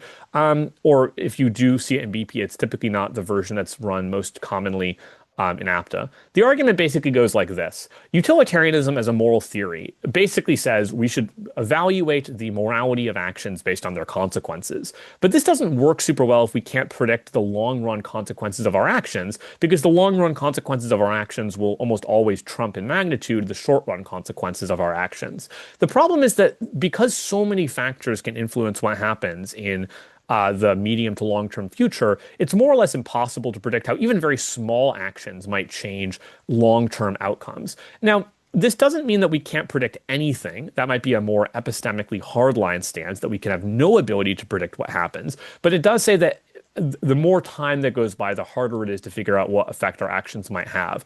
The very sort of silly, maybe not silly example, maybe that's the wrong word. Maybe the kind of like intense example of this would be the illustration of Hitler's great grandparents, where if you go back, I don't know, 5, 6, 7, 8 generations, the decision by Hitler's grandparents to have children in some indirect chain of events eventually led to the Holocaust. And at that point in time, circa, I don't know, the 1600s, 1500s, there's no way to know that your action is going to end up contributing to that. But there's also no way to know what counterfactually would happen in a different world. Maybe if those people don't have children, maybe the alternative is that you get someone, you never get Hitler, but you get a different genocidal dictator cropping up, or maybe you never get a genocidal dictator at all. The point is that very small changes to input conditions can have catastrophically large ramifications in the long run. Even just simple things like how long you're stuck in traffic will in turn affect when different people meet each other, which will in turn affect which children end up being brought into the world. And so the effects of your actions in the medium to long term are fundamentally unknowable. The way that utilitarians can defend against this is sort of twofold. First, there are whole branches of utilitarianism that basically just sidestep this in large part. Rule utilitarianism might be one example of this. I'm sure some objectors to rule utilitarianism would have issues with that, but that's, you can at least make the claim that many variants of util are compatible with the unpredictability objection, because they don't require you to predict the precise effects of your actions at every moment in time. But the other way that you might respond to this is more of an expected value framework, which says, we can make pretty reasonably educated guesses about what effect our actions will have in the sort of short-term future, the next few minutes, hours, days, weeks, probably even months for that matter. And over the long run, sure, it becomes harder and harder to predict things. But in the sort of shortish-term future, the effects of our actions are reasonably visible to us, and we can make reasonably good predictive guesses about what consequences our actions will have. Now, we can therefore make utilitarian judgments on those short-term calculations. But what about the long-term calculations? Well, in an expected value framework, it's true that we don't know the consequences of our actions in the long run, but that also means we don't know the directionality of those impacts. For example, maybe by doing some small thing today, we'll make the world much, much worse in the future, unbeknownst to us. But it's also equally possible, or roughly equally possible, we might make the world much, much better in a way that we never intended. And so in the expected value terms, those probabilities, when evaluated by the magnitude of their effects, coupled with the positive or negative direction of those effects, the kind of long run invisible effects of our actions that we can't predict sort of goes to zero, so to speak, in the expected value framework. Or even if it doesn't go to zero, it gets trumped or outweighed by the much more predictable short run effects that we can predict with reasonable accuracy. So you might make a claim that says the unpredictability objection is a compelling criticism of long term focus, but maybe less so in the immediate short run. Lastly, there's kind of two other interesting miscellaneous objections that probably get run a little bit less in debate, but are kind of interesting. One of them is arguments from infinity. There's an interesting branch of population ethics that focuses on the difficulty of utilitarianism as a moral theory in an infinite world with infinite amounts of suffering and pleasure. There's an interesting piece by Nick Bostrom and lots of other figures. Joe Carl Smith's one that you can read if you're interested about those. Those would be a little bit harder, I suspect, to deploy in debate, but certainly would be interesting. The other argument you'll periodically hear against utilitarianism is what's called the repugnant conclusion, which was originally, well, it was actually originally devised prior to Parfit, but he's perhaps the person gets quite a lot of credit for it. The TLDR of the repugnant conclusion as a moral theory, or a moral criticism really, is partially about population ethics, partially about utilitarianism. The logic is basically, utilitarianism implies that a world with millions of people whose lives are barely worth existing could theoretically have more total utility than a medium or small-sized world where everyone in that world has really, really good lives. And this could kind of create counterintuitive implications about the obligation to bring on balance, good life into the world, even if the magnitude of that benefit might be particularly small. So it's a somewhat more niche objection to utilitarianism in the sense of what utilitarianism causes in its implications, but it's certainly still an interesting argument that you can toy around with. That's all I have for this presentation. I hope this was helpful, and best of luck in your debating.